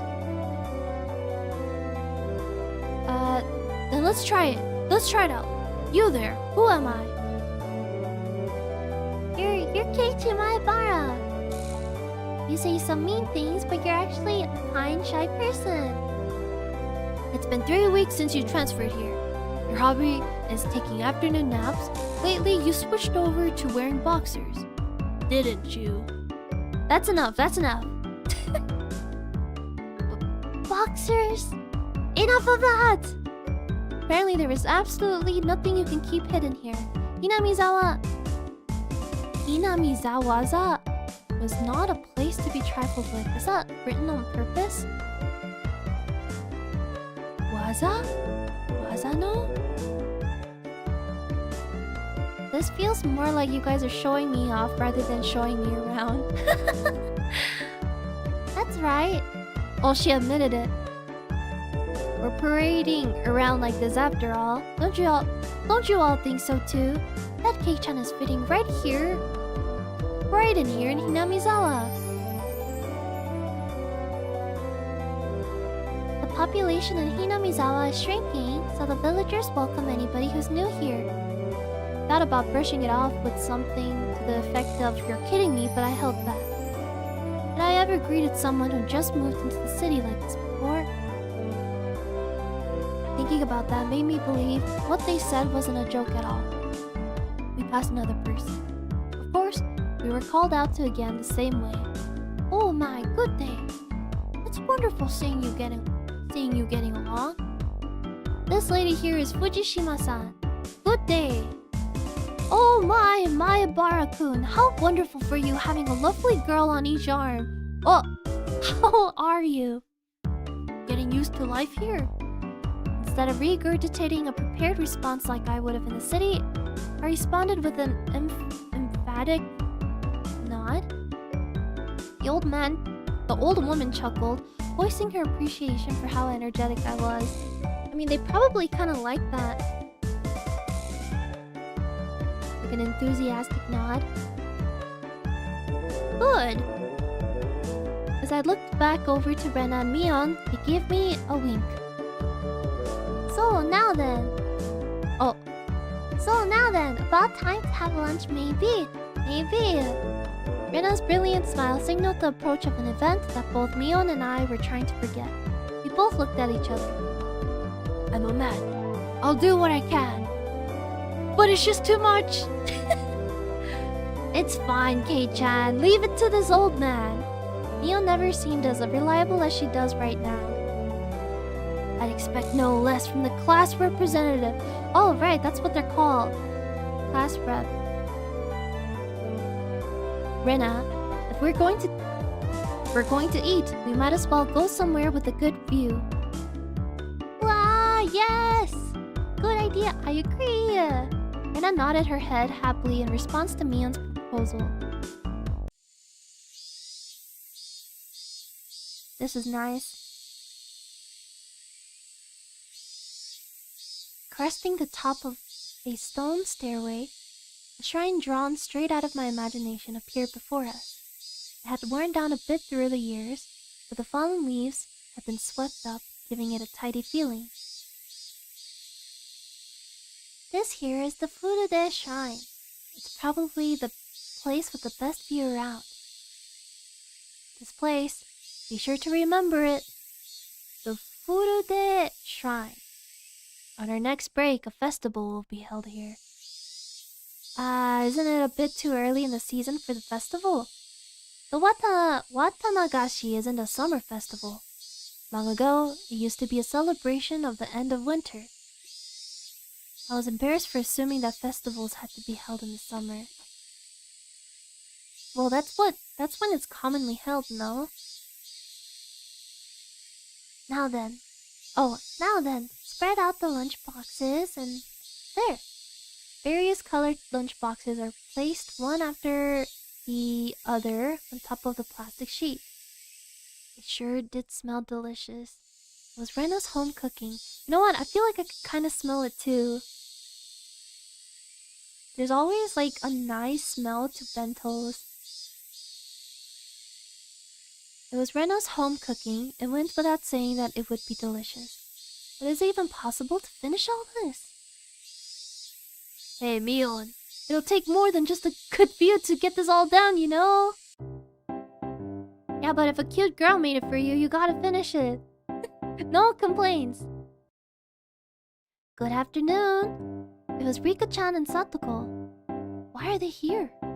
Mion grinned over at me. I see. This was her secret plan, to power in numbers. You have my thanks, Mion. Following up when all the pieces are in place. Oops. There it is. Wow, look at this old school UI. I miss Meow Meow. Following up when all the pieces are in place is my specialty. Who's talking? Oh, her probably. We just had to come since there was such a commotion. What is the meaning of this? Take a look. It's time for lunch. Buffet style. A handmade gourmet meal by Rena. I can see that much. Why have you laid out a tarp on our property? The temple is public grounds. It's not yours. Keiichi is right. This is everyone's property. Wow, Rika-chan is such a good girl. Have a seat. Eat with us. After opening up a spot for Rika-chan, I promptly turned my back on Satoko. Ooh, ah. Hold on a second. Hold on 1 second. Where is my spot? No spot for you and nothing for you to eat. Don't worry, there's some for you too. None! I'll eat all of hers! I will not allow that! Rika! Here, chopsticks. Both Satoko and I leapt at the boxes, having it out with each other. Man, really? Kei-chan, you're really good at leading people on. You might have a talent for this. Have a plate. One for me-chan and Rika-chan too. Rena whipped out the pairs of chopsticks and paper plates. If we don't hurry, it'll all be eaten up. That's right. Okay, shall we commence this battle? Ha ha ha. They can turn a picnic into a competitive thing too, huh? Please eat a lot. There's enough for everyone. Rena said as she opened up the thermos. Oh my god, I hope there's miso soup. Just then, I realized that this lunch was made under the assumption that 5 people would be eating. It didn't change how much there was, but the implication behind it was different. I will not allow you to have this hamburger! Using your elbows against the rules, Satoko! Grabbing the back of my collar is also against the rules.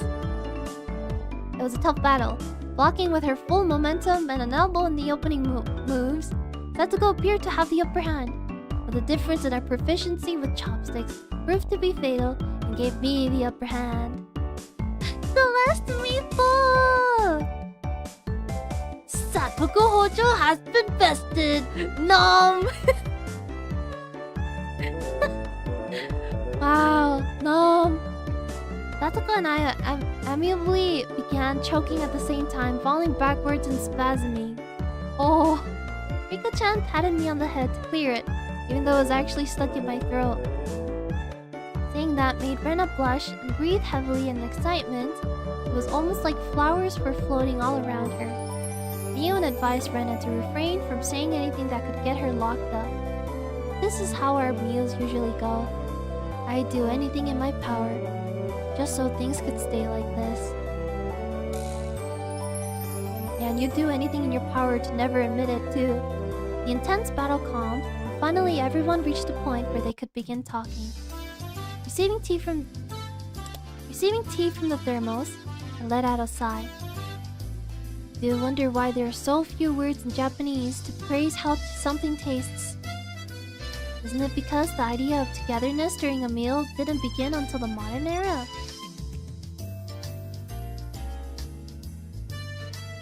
Really? It seems that long ago, people ate in silence. It must have made the people preparing the food a bit sad, don't you think? It's probably because back then the people were busy even while eating and didn't have time to complement the flavor. That's just you. But you know, just hearing that it's good makes me happy. And my effort was worth it, I mean. Wakaru. She blushed a little as she said that. It was delicious. With absolutely perfect timing, Rika-chan struck Rena directly with praise. She looked straight at her with an expression of bewitching innocence. Ow! Ow! After Rena uttered an unintelligible noise, a ring of smoke rose from her head with an audible poof. Ow! Rika-chan! I'm gonna take you home! No, I mean, thank you! It was really delicious. Rena flushed red with excitement, embracing Rika-chan and rubbing her cheek against her so hard you could almost hear it. It sounds like it hurts. To reward Rika-chan with her praise, but oh, these are special. 2 apple rabbits after sticking toothpicks into them. Oh wait, 2 apple rabbits. After sticking toothpicks into them, she thrust them towards Rika-chan. After Rika-chan accepted them, the mood suddenly shifted in a bizarre way. What is it, Satsuko? What's with that defiant look? Has everyone prepared a proper praise to receive apples from Rena-san? Don't push yourself. What kind of praise can you think up with your weak vocab? Oh. Well then, allow me to show you. After Satsuko flashed Mion and me a defiant look, she changed the tone of her voice suddenly. So, Rena One-chan's lunch? Satsuko thought it was yummy too. Oh, she's saying it out loud. Hey, so, Rena-chan One-chan's lunch? Satsuko thought it was yummy too. Satsuko looked up at her proudly while talking cutesy. How was that praise? That's not even persuasion by tears. That's persuasion by cuteness. But that works for Rena. This is A Rena limited special skill. And it works. She blushed, and her head spun, waving around in circles. Don't fall for Rena! How? Of course, I was asking for the impossible. Rena glommed Satoko and began rubbing her cheek against her. Wow, glompa. Hello, welcome kayo. Hello, hello. Cute! Satoko is so cute. Take you home. How? Swish. Stab. Push. Satoko was also presented with apple rabbits. Oh! After stuffing them into her mouth, she looked over at Mion and me again with that defiant gaze. It took only 5 seconds to take down Rena. That's unfair to think she had such a trick. I need to drink some water.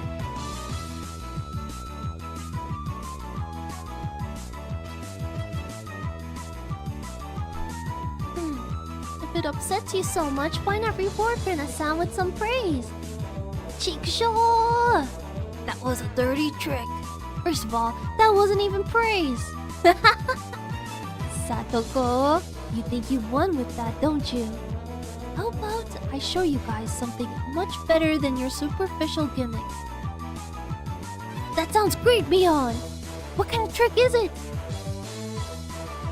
Kei-chan is going to be the one who does it. Wait, me? What? Why don't I have you show me then? The writing of an old maid. Writing of an old maid? Oh, we're playing a game? The plan of attack she suggested was wicked, but it was the only thing we had to beat Satoko. After sipping my tea, I started talking, very naturally and calmly. Perfectly. It really is good, isn't it? This is all freshly made, right? No.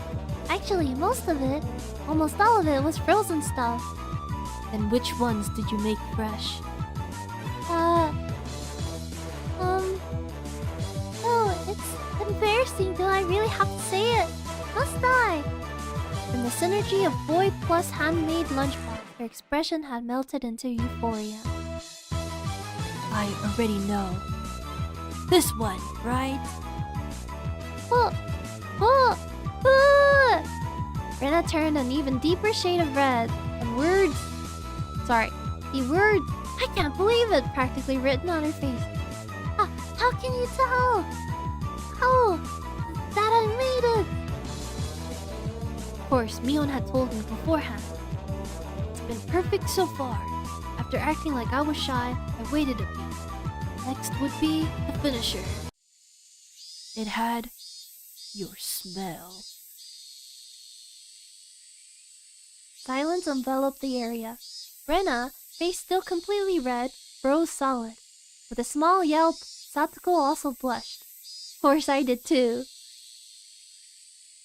I sure would like to try one of Rena's handmade apple rabbits. Or something. Even if this was all because I was competing against Satoko, I felt like I had crossed the line by a good 9 yards, I think. Then, at that moment... Holy crap! It was a Tupperware container filled with rabbits. Please eat some Keiichi-kun! There's plenty for you! Instantly, dozens of apples were shoved into my mouth, knocking me over. Okay, say Keiichi-kun!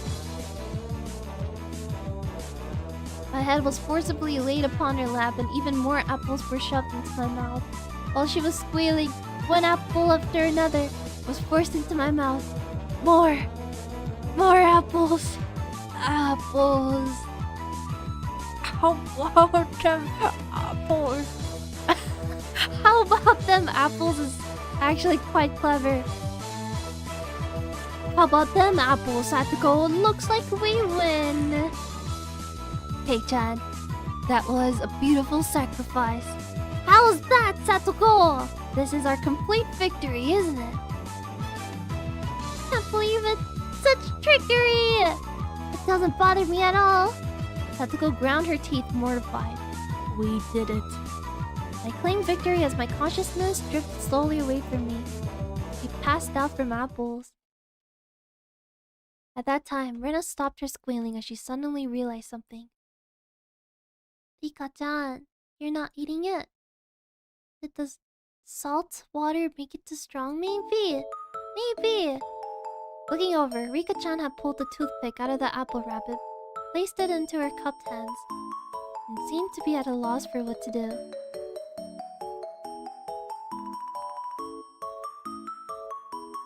Poor Mr. Rabbit. I feel sorry for him. I want to save him. Whee! That was a sound of blood. Oh, that was a sound of blood spurting from Rena's nose.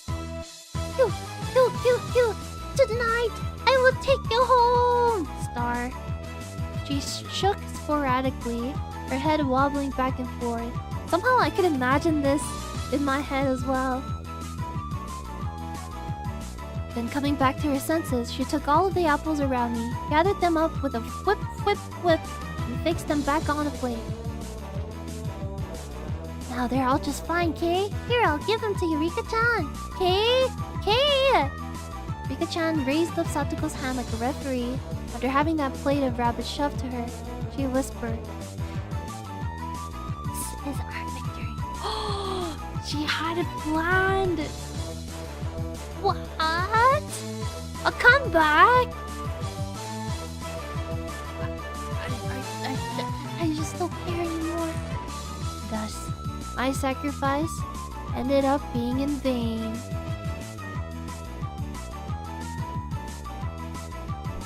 I never knew that picnics could be this hardcore.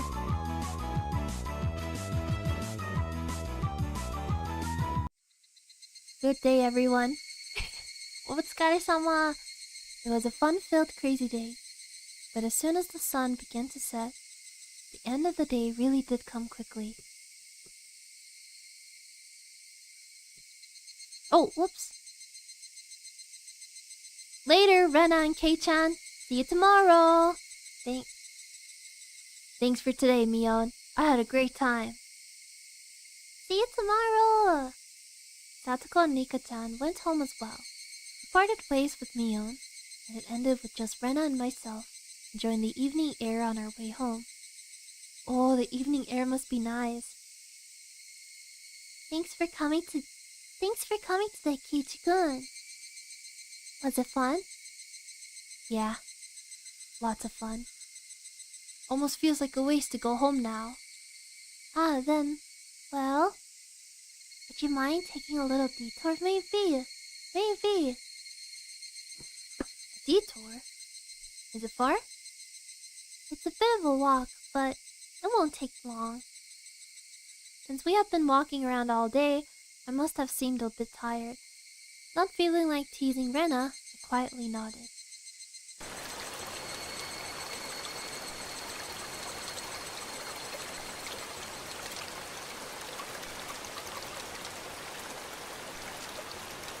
Oh, that's a long walk.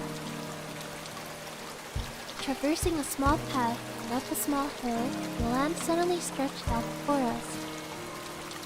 There, what looked like the remains of a dilapidated construction site came into view.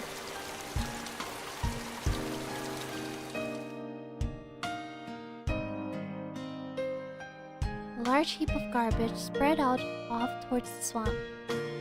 Probably illegal dumping, or recalled it being in the newspaper. It's been quite a while. I wonder what's here. When you say it's been a while, you mean the business you had here was with this garbage pile? It's not garbage. To me, it's a pile of treasure. Rena had already entered that well-known cute mode of hers. That meant that there was something cute here. Whoa, a new file! I can't wait! She bounded up the unstable slope. I'd expect no less from a born and bred country girl. Hey, wait, I'm coming! Whoa, whoa, whoa! My city race self was completely pitiful. It's alright, just stay right there, Keiichi-kun. It won't take long. Rena kindly declined my accompaniment. Don't fall, watch your step. I'm fine. This is nothing at all. Literally bounding up the heap of trash, Rena disappeared over the other side. I didn't like being left behind, but I was still pretty tired from the whole day, so I just ended up waiting. Without the lively Rena around, the surrounding area quickly fell into silence. The cry of the Higurashi gently cooled the air. Barely exhausted, I began to feel a little sleepy.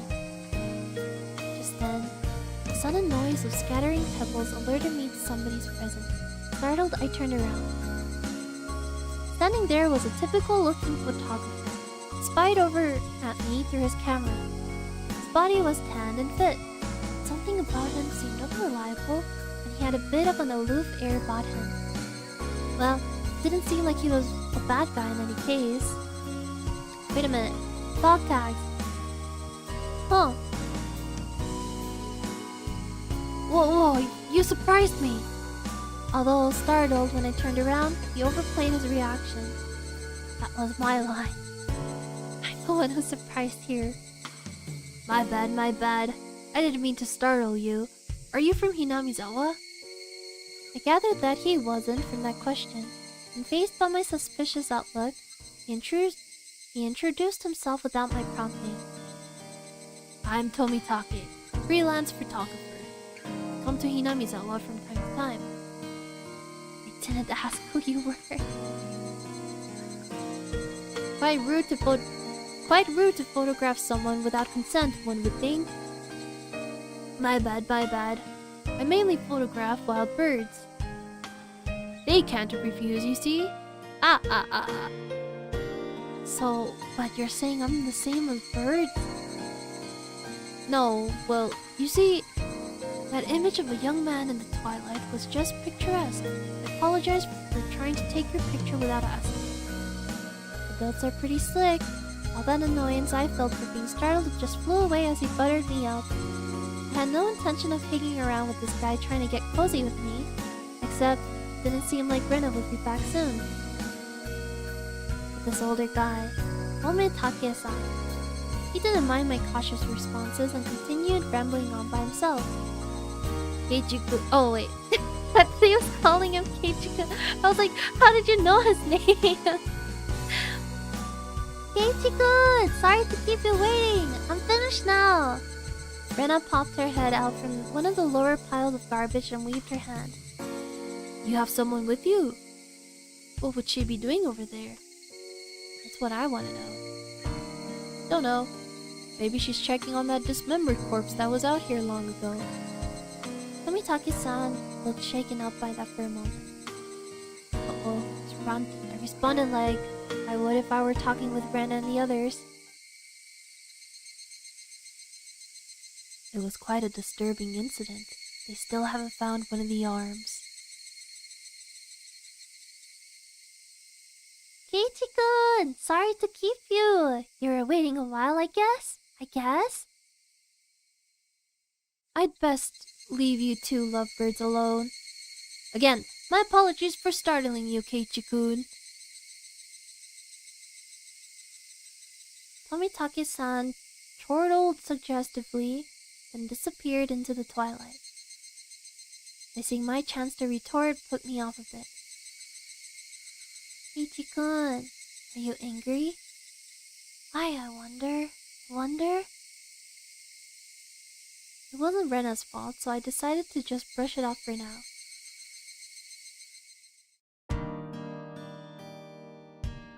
How was it? Find a treasure trove? Oh yes! So listen! You see, there was a Colonel Sanders doll! A Colonel Sanders doll? Oh, that thing.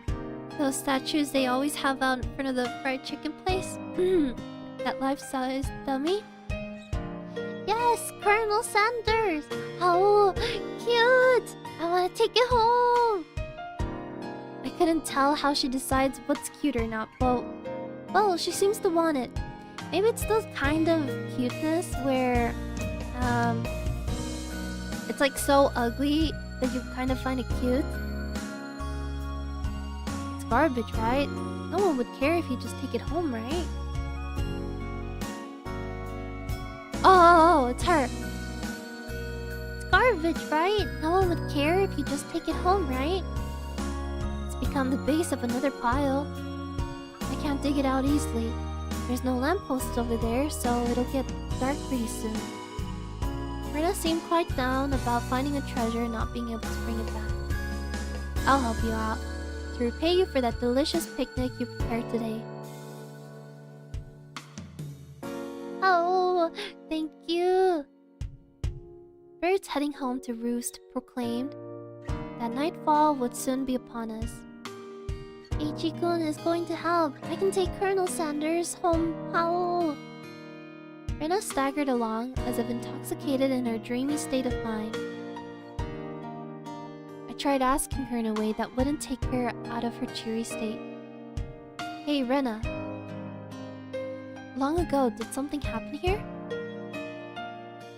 Seems like they were building a dam here. I don't know the details, though. How? Just wondering if you knew about, you know, an accident or something. I don't know. Her tone was disturbingly frank. It sounded more like a denial than an answer. I must have appeared rather dumbstruck. Rena quickly lightened her expression. Actually, I didn't live here until a year ago. Hmm? You transferred here too? I was sure that... So you see, I don't really know much from before that. Sorry. Don't really know. Don't want to talk about it. That was the kind of feeling she gave me. Thinking about it, of course it would be like that. This wasn't the type of thing girls would enjoy talking about. It was quite a disturbing incident. Seems they haven't been able to find one of the arms. If it was just like Tomitaki-san said, then I had a feeling only the Higurashi would know. Ooh, that was a good line. Whoa, wait, that was actually written pretty cool.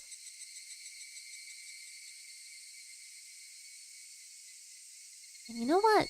While we're at it, I haven't been mentioning this the last couple of scenes, but these pictures look nice. The Imayabara mansion. You know what? Them calling it a mansion is pretty accurate because his home is huge.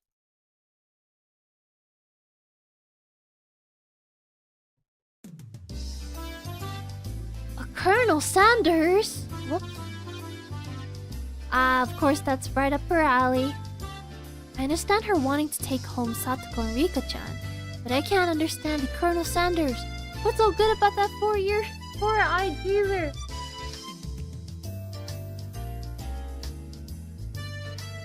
I saw a YouTube short that was going around saying how the guy behind Colonel Sanders, ever since the opening of his establishment, he actually went around in a white suit and cane. So even though he was originally like the owner of the Colonel Sanders establishment, he later became almost like a public figure. And he looks really good in the white suit too. Apparently he, even during when he's out about and doing chores and stuff, he still wears the white suit too. And apparently they also made another, they opened up another establishment as well. I forget what it's called, but it's like kind of close to Colonel Sanders, what is it? Business. There was a second one.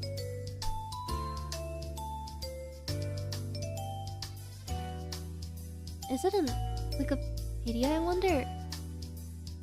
He opened up another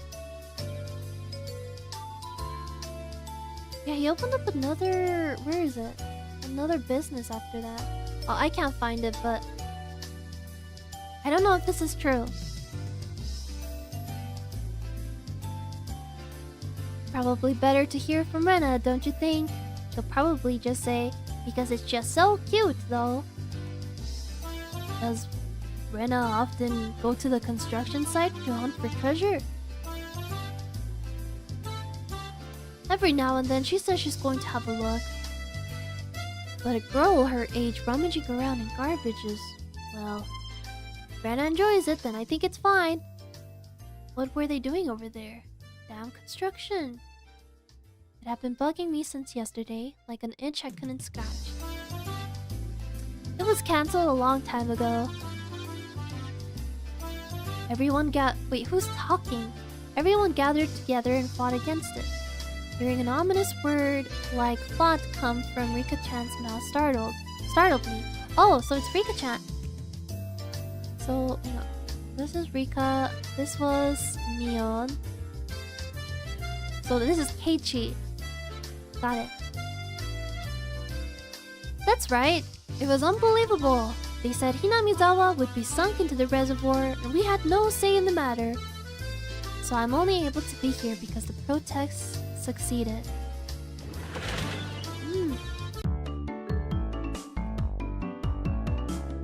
Oh, I'm sorry. I didn't keep you waiting, did I? My deepest apologies, Keiichi-san. It took me a while to powder my nose. Satoko, wait to use the can until you really have to go. It's a lot easier since it shoots right out. How dare you speak that way to a maiden of unparalleled beauty such as myself? Who is she calling a maiden? If Satoko really was a maiden, she wouldn't have reacted like that. The usual hijinks ensued. I need to drink water.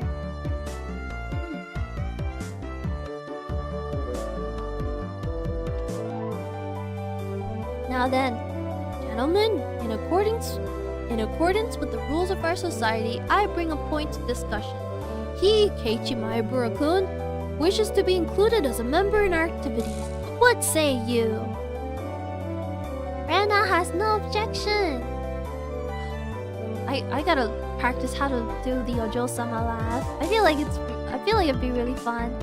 Oh ho ho ho! I wonder if the likes of this peasant is up to the task. Mio and Satoko both approve. The three that Mion had worried voiced their approval. A unanimous decision. Congratulations, Keiichi Maebura-kun. I present you the honor of being allowed to take the entrance exam for our club. Start from the beginning. I didn't say I would join. What club is this? What our club does, you see, in order to cope with our complicated society, we perform various activities under different sets of rules. Sometimes they are in your favor, and sometimes they work against you.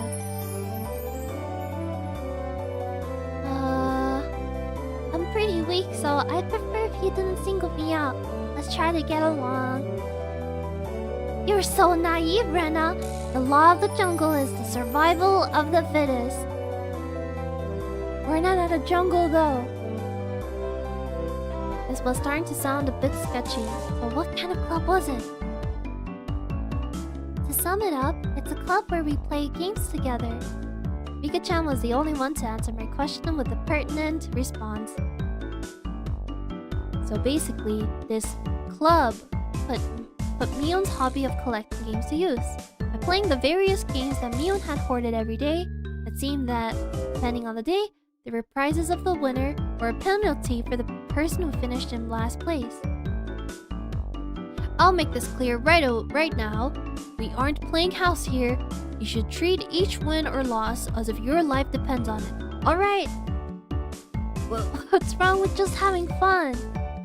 Don't make it sound so crazy. The first rule of our society. The first rule of Fight Club. Aim only for first place. Going at it half-assed just because it's a game is not allowed. Rule number 2 of our society. For that reason, you are obligated to make all possible efforts. The way Satoko said it, it sounded like she was saying, use any means necessary. Knowing her, she probably was saying something like that, right? Of course, I will do my best too. I'm pretty weak, but I'm trying my best. I knew what they were trying to say. In a game where everybody is aiming for the top, it's rather unsportsmanlike to just play for fun. Alright, then I too will go all out. With that, I was finally ready for the rite of initiation. My baptism into the club. Holy crap, this is so intense. A word of warning, Kei-chan. Hey, Miss Meow Meow. Rena can get pretty nasty. This initiation looks like it's going to be rough. Up into him. Neon began fishing around in the student lockers in the back of the room. They have the games here at the school? Well, it's the club equipment, so I guess that's fine. Complicated games will put Kei-chan at a disadvantage, so today we'll play a game that you should be familiar with. How about a standard card game? Like Old Bachelor? Alright, let's do this! She called him stupid. Hey, welcome in Pia! Welcome, welcome. Can't really get into it unless there's a penalty. This time, the loser will be sentenced to having their face drawn on. What do you think? Whoa! It won't be oil-based paint, right? Right? Oil-based? Face painting with oil-based paint? Oh, I get the joke. That is perfect! Satoko cheered the idea on. She didn't even flinch at the thought of such a severe penalty. It seemed like she was raring to go. Maybe she thinks that she's not gonna get the penalty. If it's going to be like this, then I can't lose either. Then I'll just cut the deck and start... Start what? Start dealing. Old Bachelor is pretty much the same as Old Maid. There's only one difference. There's no Joker. In its place, one card is pulled out at the start, meaning there will be one card without a match left over at the end. You don't know which card will end up being Joker. It's a pretty thrilling game.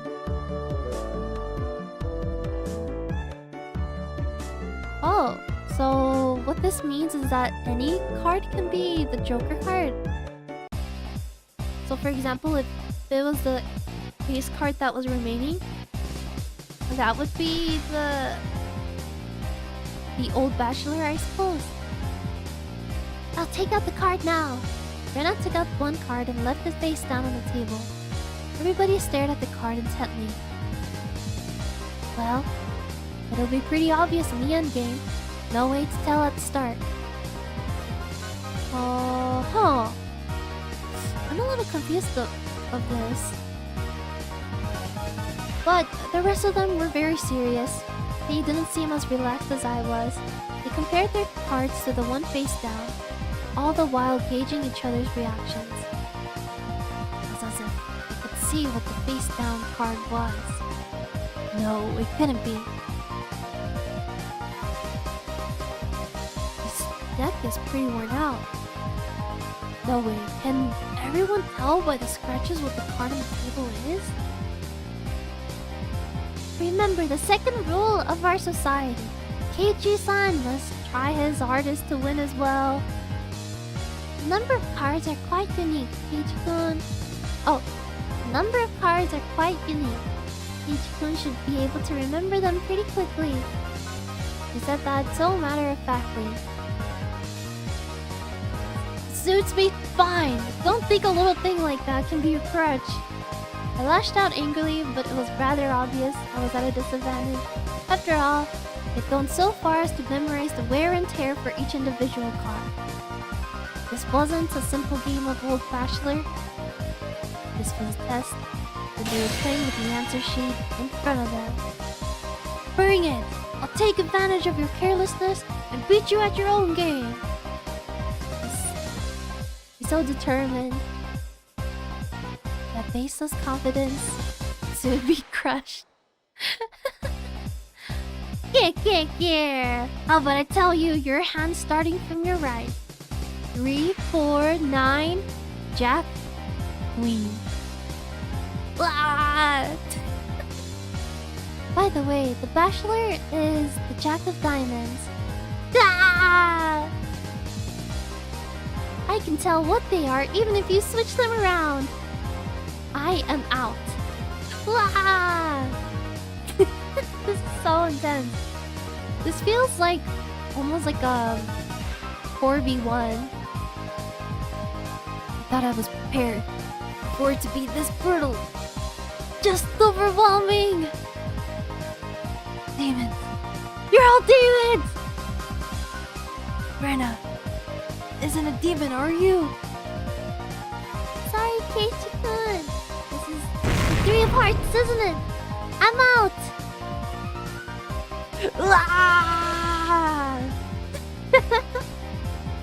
Not even a hint of mercy. Brenna, even Rika-chan. These club activities weren't to be trifled with. Alumnus of this club would definitely survive in the cruelest of situations.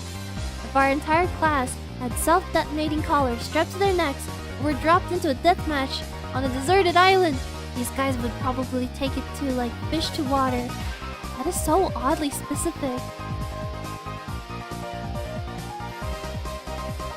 And already picture their joy as they hunt down each of their classmates.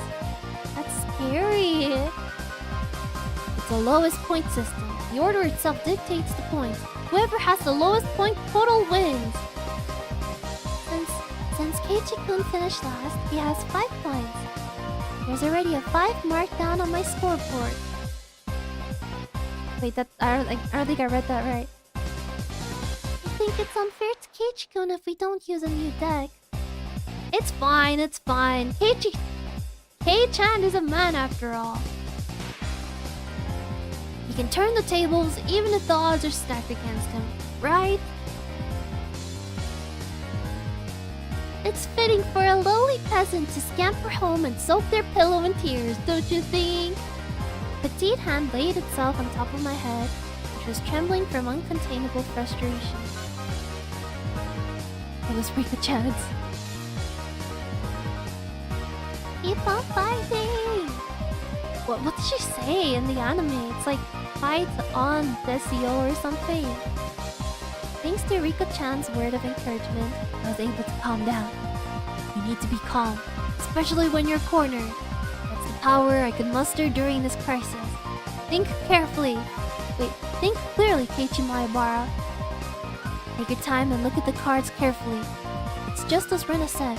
Each card has its own distinct markings that make them stand out. Memorizing them should be pretty simple. Think about what you can do in this situation. Try everything in your power to improve your chances of victory.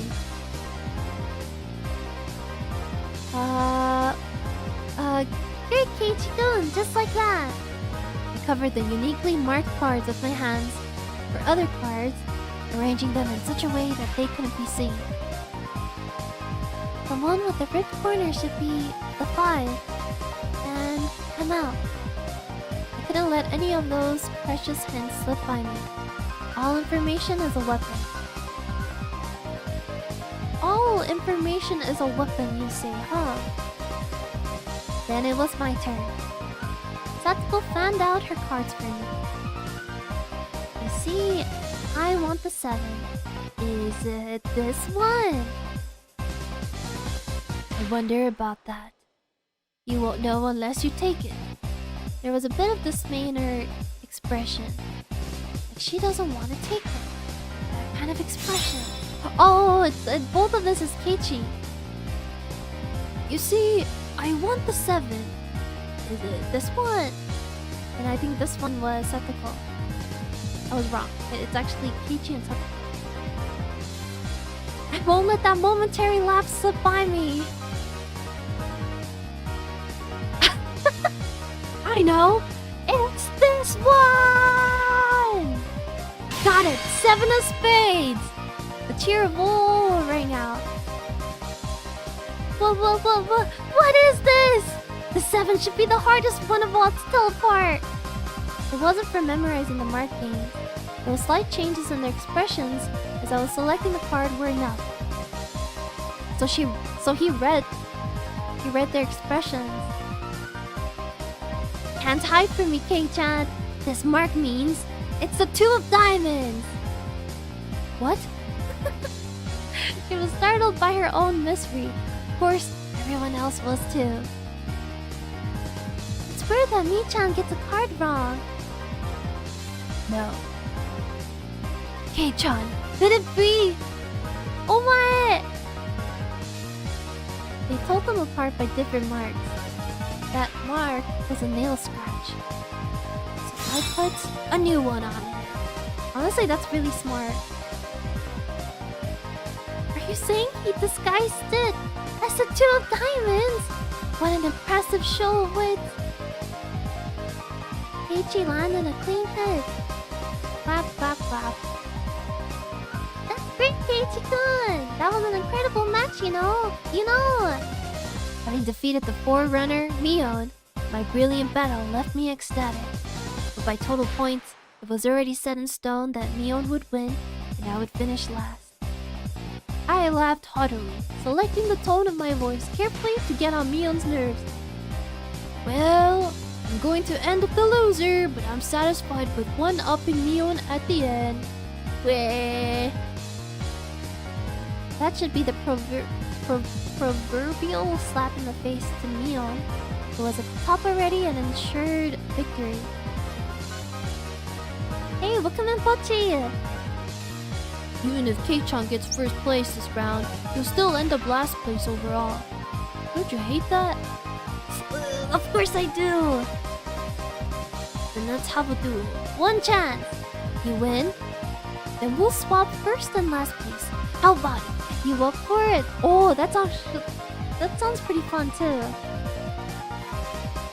She fell for it. A chance for an upset that wouldn't be possible without boarding her into it.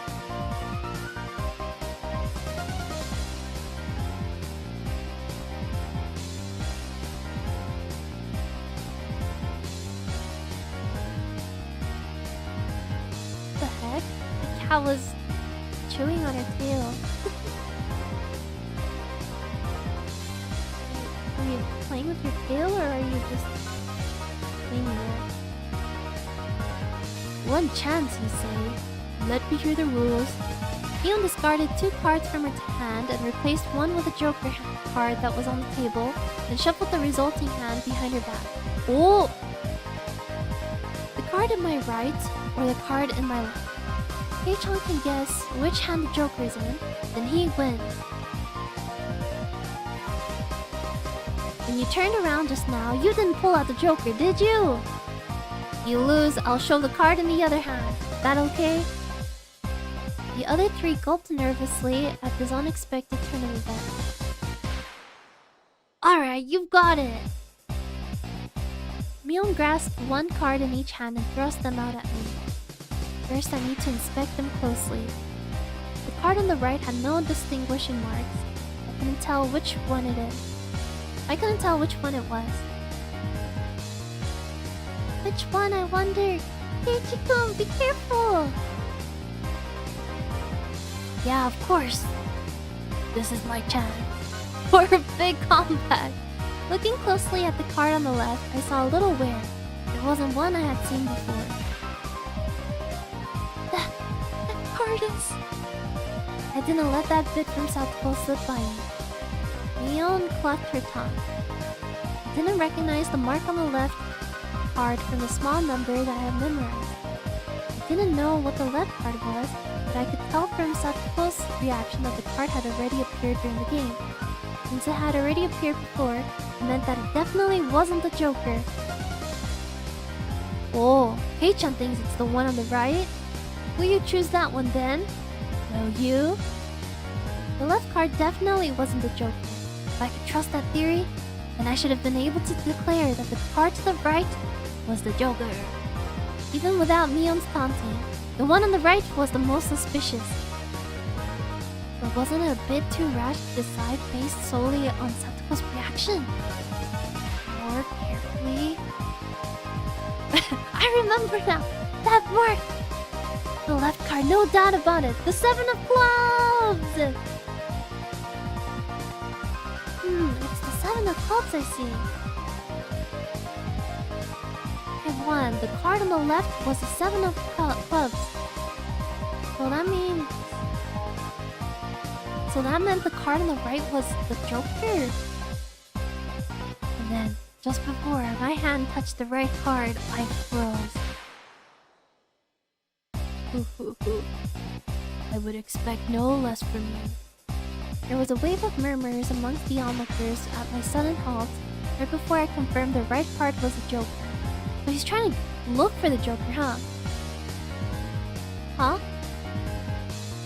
What could Peichi-san possibly be saying? I mean, the left one is...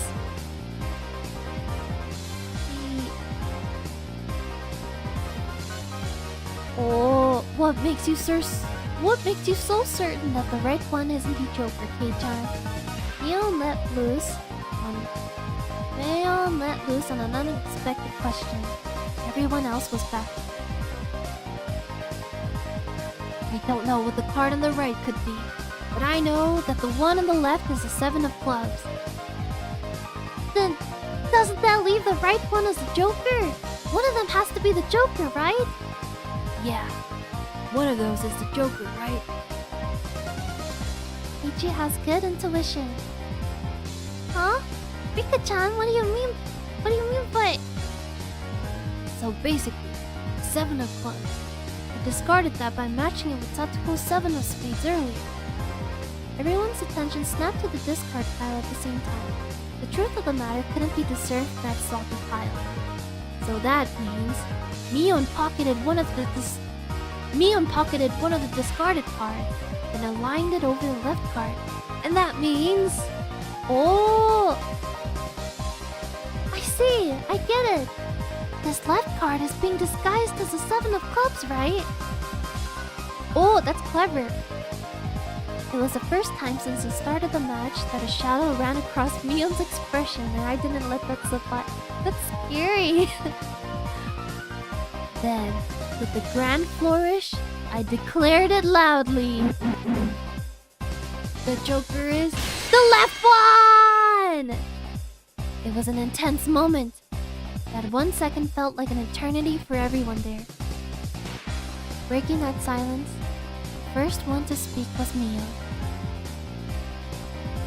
Being the first president of this club, I've been witness to a variety of performances. Kei-chan, yours is the best.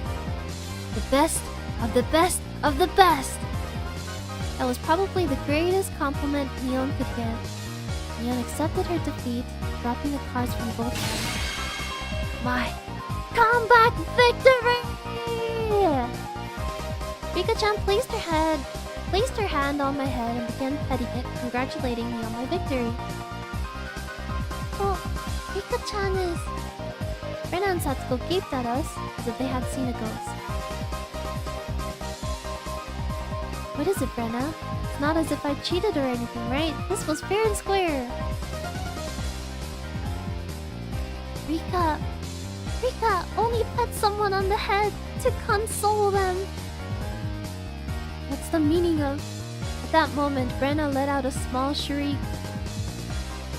Keiichi-kun! This is how it was? Wait, what's going on? You know, Kei-chan, I thought you'd read into it that far. Everyone froze. No, it was just me. It was a gamble. If you had just jumped to conclusion like a little brat, then I would have lost. It was the answer everyone was certain about. Mion picked up the card from a losing hand. Kei-chan, you know, you should take pride in this loss. She turned it around. That was the card that proclaimed the victor of this duel. The card under the 7 of clubs. Unbelievable! It was a 2 of diamonds! It was a setup behind the setup! If I'd just picked the right one without reading so deeply into it. I, Mion Sonozaki, as the club president, do accept Keiichi Maebara's membership into our club. Wow. As I slumped to my knees, dazed, everybody let out a round of applause for the excellent effort I gave despite my defeat. Yeah, even though you lost, you at least farmed a lot of aura. That was so intense. I felt myself like leaning into the chair too, like what's gonna happen? It's just, that was a good build-up. What a nice segment for such a small scene that was just a playing card game. What did you eat today, Lulu? Let's see. I had some tacos. It was really, really good because it was local. What about you guys? Did you guys have a good hearty meal? The match is now over. Today's victor is me, Mion Sonozaki, and our exalted loser is Keiichi Maebara. Everyone made a commotion, applauding cheerfully. Woo! Keiichi lost! Woo! I felt I was bested, but I was so soundly beaten that it unexpectedly felt rather refreshing. You probably feel that way because you gave your all to a game. That's probably what every member of this club also feels. You know, throwing yourself so earnestly into a game like that, you can't help but feel refreshed afterwards. I feel like that with anything else too. Like with my work, or even with games too. Like if I throw everything into it, I do feel refreshed afterwards. Even if like I spend 10 hours playing the game, I still feel pretty refreshed. That's why I love Resident Evil so much too. After like, I don't know, 10-15 hours of playing it, like sure I am exhausted, but afterwards I'm like, ah, that was so worth it. So I can really relate to how Keiichi's feeling. When Mi-chan pulled that little trick behind her back, I got excited, thinking she's going to do it again. And Keiichi-san stopped the moment before touching the correct card. I thought he fell for it. He fell for it quite handily. Huh? Hey, wait. All of them knew from the start and still got so excited so earnestly. Everyone got excited to make it... Wait, who's talking? Everyone got excited to make it more fun. You're all demons! You monsters! Now then, Kei-chan, it's time for your penalty. Since it's your first day participating, I'll go easy, okay? It would be a problem if you refused to come to school. The other 3 members held down my arms and shoulders firmly. Uah, kawaii! Mion approached, licking her lips. Her right hand went to pull something out of her pocket. It's a felt-tip marker, and it's large and oil-based. Okay, here we go. She took the cap off the marker and brought it slowly up to my face while I was immobilized. No! No! No! I let out my death throes. Sometimes to win in life, we gotta take a couple of L's.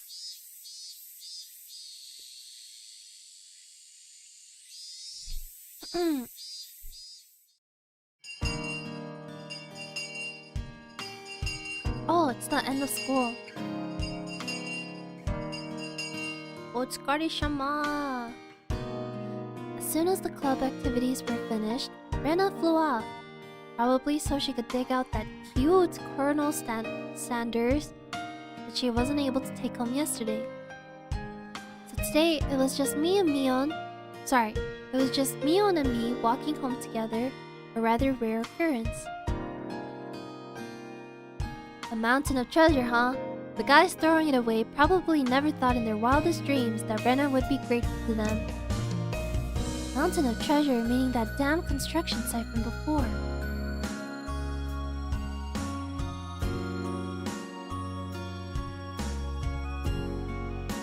Oh, sorry, excuse me. right. Mion would probably tell me. That murder by dismemberment that seemed to have happened there. Over there, you know, the damn construction site. At that damn construction site. Did something happen there? Long ago? Something sure did. A grand battle. There were sit-ins and demonstrations. Oh my god, I was gonna read it as demon space-strations. It was a bit different from what I wanted to hear, but I decided I'd listen just the same. It was our land that was going to be sunk into the damn reservoir. I would have fought as well.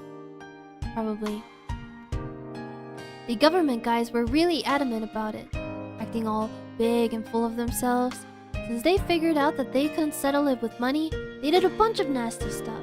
They were nasty guys. Mion spoke excitedly, as if the whole thing was happening right in front of her. I'm amazed you guys won. You were facing the federal government, right? The mayor and prominent figures in the village all signed petitions. They went to Tokyo and struck deals with legislators, and as a result, the development plan was retracted. It was our complete victory. There. I gotta take a voice for these two.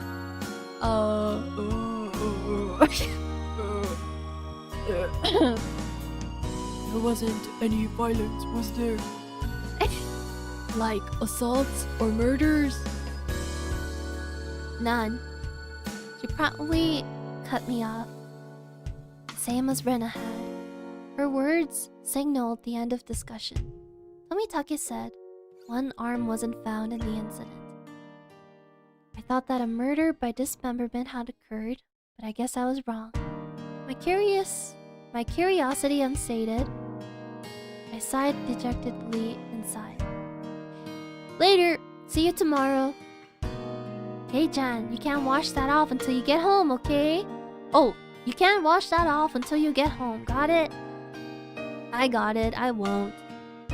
Mion held back her laughter while stealing glances at my face. I wonder what kind of nasty doodles they drew. So you never got to take a look at it in the bathroom? Damn you, Mion! You shall rule this day! If our roles were ever reversed, I'm going to slop it on, all over your face, so you won't be able to take it off even with the scouring pad. Upon arriving home, I ran straight into my mom, embarrassing myself yet again. Youth. The mood I'd come home to was already on edge. It's not an uncommon thing in our family. Whenever Dad can't come up with a good idea, it always ends up like this. He stomps around the house with his arms crossed. Mio... Wait, I thought that said Mio. Mom whispered into my ear. Welcome home, Keiichi. Dad, he's in a bit of a rut right now, so don't bother him, okay? Can't come up with a new idea? It's because deadlines are so close together this time. Your dad needs time to recharge or he doesn't work as well. Dad's paintings feed our entire family. If he runs out of ideas, then it's the end of the Mayabaras. Parentheses, we've never gone hungry before. Could it be that my dad is a master painter? Wouldn't it be easier to get an idea taking a walk outside rather than wandering around the house? Oh, true. He might be able to be inspired by the scene of Hinamizawa. The name of this piece this time is In the Household. So it seems your dad wants to use this house as a motif. That's quite a bothersome motif. Keiji, pick up your room. It looks terrible. Sorry, I'll clean it up later. Ah, come on. Please don't use my room as the motif.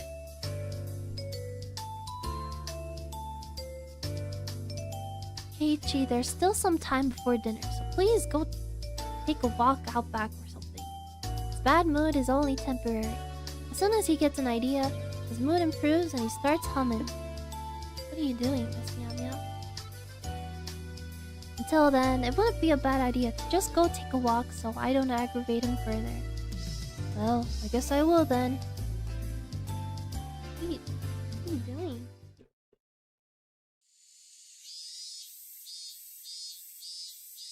I said I was going to take a walk, but I didn't have any particular destination in mind. I just needed to kill some time. I got on my bike and pondered where to go.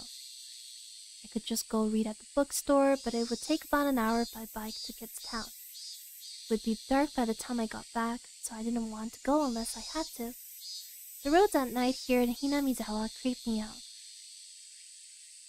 If Neon or Satoko ever found out about that, I smiled wearily. Oh yeah, Rena was probably still at the Mountain of Treasure, the damn construction site. The excavation of Colonel Sanders was probably taking her a while. It wouldn't be so bad to have her only one. She might return the favor next time we have club activities. With a little bit of self-interest in mind, I set off towards the damn construction site. Momitake-san might be there as well. The only person with information about the incident that both Rena and Neon denied knowing anything about. If I met him again, I'd like to ask for more detail. Wax. Is there really a dismemberment here in Hinamizawa? That was my real intention.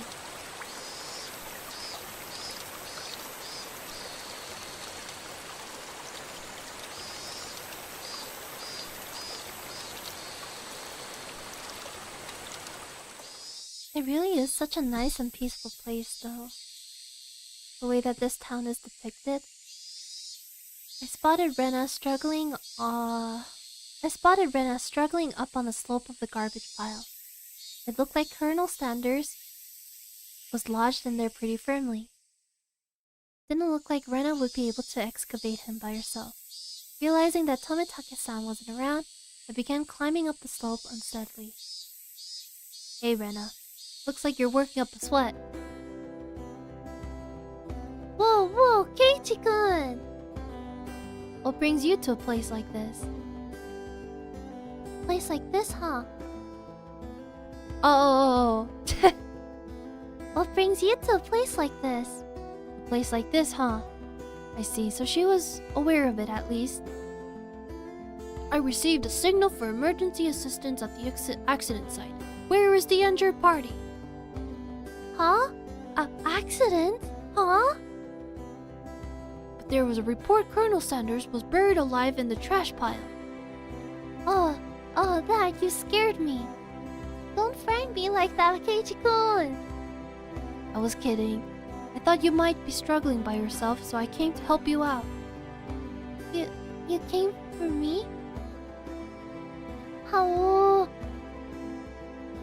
Well, I filled my quota for today. If I don't see Rena blush at least once a day, then I'm not getting my daily required nutritional intake. Bro has feelings for her, no? Just kidding. You're embarrassing me now. So, what part was the joke? What part was it? I just ignored her bewilderment. He's a bit of a tsundere too. Okay, now move out of the way. So where is Colonel Sanders? Sorry. Can't you see him in that gap? He's really buried in there. The Colonel Sanders was sideways, surrounded by boards and other construction materials, like they were caging him inside. According to Rena, it wasn't like this yesterday. It seems as though another illegal dumper came yesterday, dumped again, and now he's buried like this. Oh, what? I thought this was abandoned. You're trying to move this pile all by yourself? With those scrawny arms? No, we established in the beginning of the visual novel that she has a sleeper build. There's no way she would be able to do that with her slender arms. But Colonel Sanders, so cute. There's a chain on the Colonel Sanders at the store. This one though, I should be able to take this one home. How? If Rena gave up on this Colonel Sanders, she'll probably start devising a plan to steal the one in front of the store. That's funny. As Rena's guardian, I won't allow her to sully her hands with crime.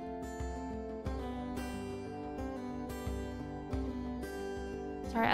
I was just thinking about how in the beginning of the visual novel he was like, "Oh man, I'm gonna go visit her if she ever goes to prison." And now he's saying like, "I won't let her go to prison." Out of the way, I'll do it. Rena blushed again, but this time I left it alone. The pile was enormous. Also, the more days we wasted, the more likely another illegal dumping would occur. If it got buried any deeper, there would be nothing that could be done. Or maybe we could use this. Oh, whoops, sorry. Maybe we could use this to pull it out. I don't know how it'll work though. Ichi-kun, I'll help too, let me help. You just get in the way, so stay back. Pulling out scraps, bending them, tossing them aside. I quickly became covered in sweat and dust.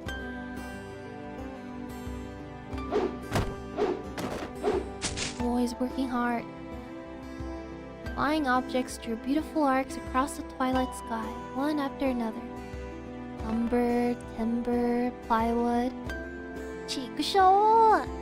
No matter how much I threw out, there was still more. Even though I could see Colonel Sanders right there. After grandstanding like that in front of Rena, I felt frantic because of how little I had progressed. If I was going to do this seriously, I'd need an axe or saw or something. That's enough, Kichi-kun. You're so sweaty. You don't have to try so hard. I'm just doing it for you, Rena. Don't worry about it. Rena began sputtering and turned beet red. Ah, oops. I meant to say I was trying my best as to keep her from becoming a criminal. But if you said it out loud, with no context, she's probably gonna freak out either way. Oh well. Youth. I guess I just need a break. This is pretty tough. I sprawled on my back over the grassy slope. I'm so sorry. You're covered in sweat. Rena patted her handkerchief against my forehead. Felt pretty nice. Wait here a minute, okay? My house is pretty close. I'll bring you some barley tea, okay? Leaving the handkerchief on my forehead, Rena took off running. Oh, I believe in the anime, Keiichi's like, I wish I had like an axe or whatever. I think in the anime, Rena is the one that goes, actually, let me go get you an axe or something of that caliber. And then she runs off. And I think Keiichi's like, oi, come back here or something. Maybe I'm remembering it wrong though. The cries of the Higurashi gently pulled the air. After I was certain that Rena was gone, I picked myself up and headed towards what I discovered earlier. That was a garbage pile of magazines and newspaper bound up in twine. Unless I'm mistaken, I believe it was around here. There it was. There were bound stacks of not-so-reputable tabloids. They were stacked chronologically, going back quite a few years. It was quite a disturbing incident. It seems they haven't been able to find one of the arms, you see. If it was just Tomitake-san said, then undoubtedly there would be mentions of the murder. These were troubled times. There was no end to these sickening incidents. There was a large part of society drawn in by these incidents as well, so it had to be recorded somewhere. I unfastened the packages and opened the rain-soaked pages carefully, looking over the table of contents. Not here. Next one. Not here. Next one. It was hard to search since I didn't know when it happened. I didn't know who the perpetrator or the victim was either. I only knew it happened here. I looked up every so often. Oh, whoops. I looked up every so often, checking to see if Rena had come back or not. I wouldn't want her to see me gawking at a dirty magazine, but it wasn't just that. Both Rena and Mion said that they didn't know. But it had happened, without a doubt. As long as Tomitake-san wasn't lying. And if both Rena and Mion... Ah, yeah, there was. Oh, then if both Rena and Mion... Ah, yeah, there was. If they had just said that, then I wouldn't have gotten so hung up on it.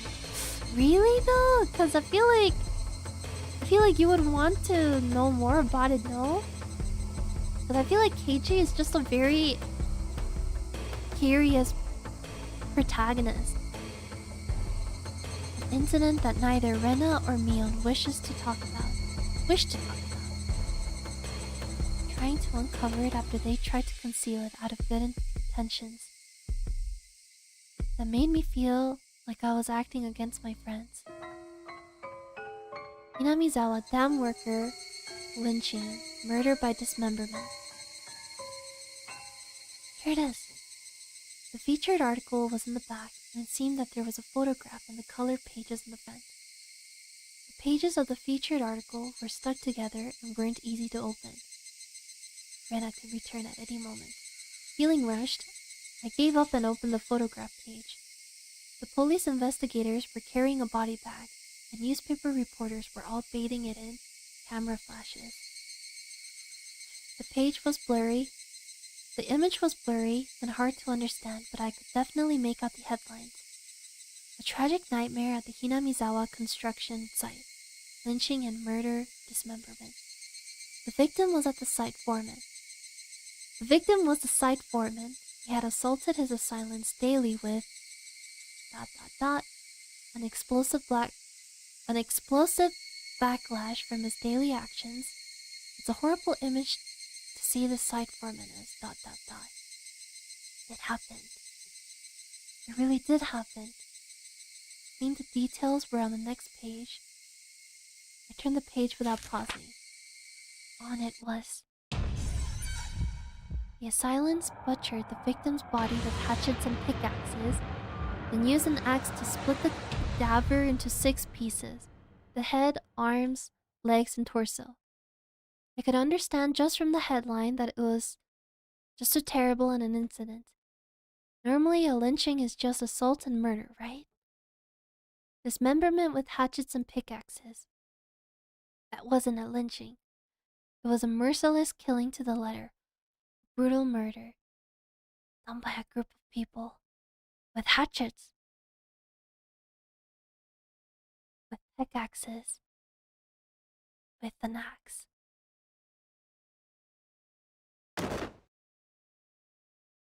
Ah! Sorry!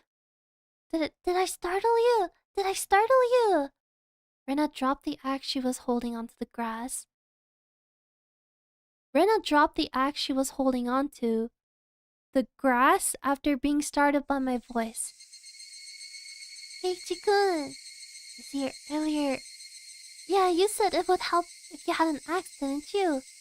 So then I brought an axe for you from the shed. Rena fluttered her arms in panic, continuing to explain and apologize.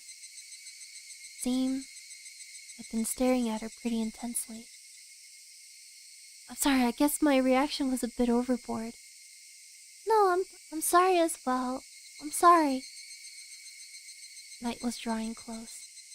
I was pretty worn out, and it wouldn't hurt to do the rest tomorrow. Doesn't look like we can break that last beam without an axe. You brought it after all. We'll have to borrow it tomorrow, alright? Okay. Why do you look so glum? Tomorrow we'll be digging out Colonel Sanders, right? You're right! Ha. I really want to take Colonel Sanders home soon! We both knew that it was useless to apologize any more than that. I quenched my thirst with the barley tea Rena brought, and wiped off the sweat that had now gone cold. We took the path to head home. I felt quite guilty about the tabloid wrapped in my jacket. Did Rena see?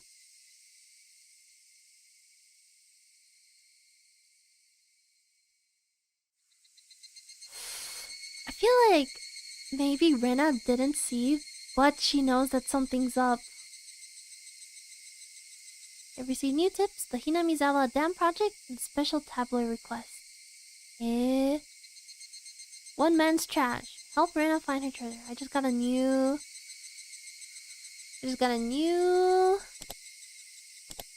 achievement.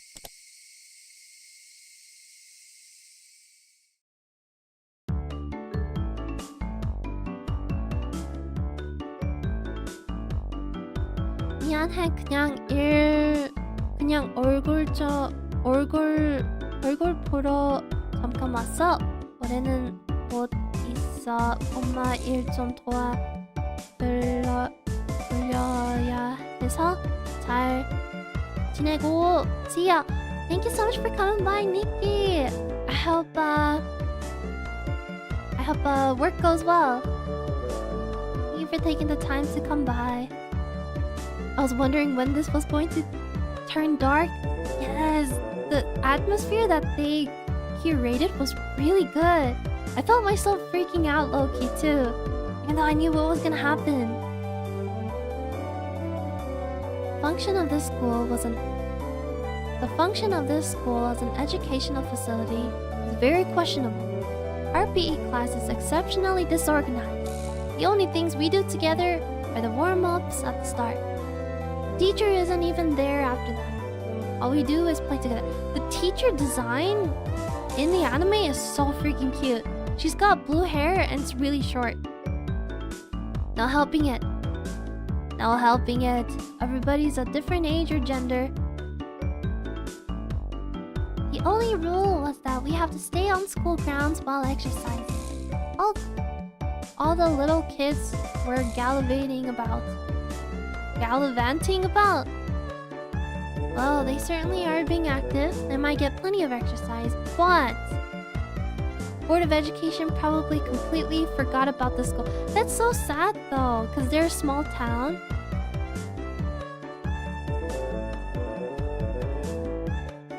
Sorry. I forgot her voice. Sorry to keep you waiting. We're all together now. What shall we do today for PE? I mean, if it's PE, we gotta do dodgeball. Alright. Actually, I feel like stopping at chapter 3 is good because I can tell my voice is going a little bit. And my cat seemed to be very hungry, so this is where I'm gonna call it. Thank you guys so much for hanging out. We finally got it though. The first part of Higurashi, when the story turns out a little, not as we expected.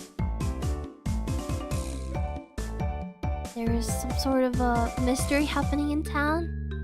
And, well, Kichi, it's all up to you to figure out what's going on, because your friends aren't telling you anything, and we just gotta know. Anyway, thank you guys so much for coming by. Wait, actually, before I go, I'm sorry, I've been yapping a lot lately, but before I go, playing through Higurashi really sparked a different kind of interest in me. Obviously, this has a bit of horror, so it still itches that, that horror, hang on, let me start all over. So basically, playing through Higurashi made me realize, how much I enjoyed visual novels. So after we're finished with Higurashi, it would be nice if I could start a different one. I got introduced to... what is it? Zero Escape? I want to try other visual novels too, so if you guys know any, please let me know. I low-key want to read Clannad now. I low-key want to. Because I've never read it. Wait, isn't Angel Beats also a visual novel? I also read somewhere that Umineko, the visual novel, is a lot better than the anime. So we have a big roster of visual novels to choose from. I'll look more into it. First, we gotta finish Oni Kakushi. Visual novels are great. Yes, I'm seeing the... After playing so many retro games and other games like that, it's making me appreciate this game format a bit more. Anyway, this is what I'm gonna call it. Thank you guys again, and I'll see you guys tomorrow for either more Higurashi or we will start another summer adventure. That summer adventure is Shin-chan's summer vacation. I'll see you guys. Bye bye. Otsu Lulu.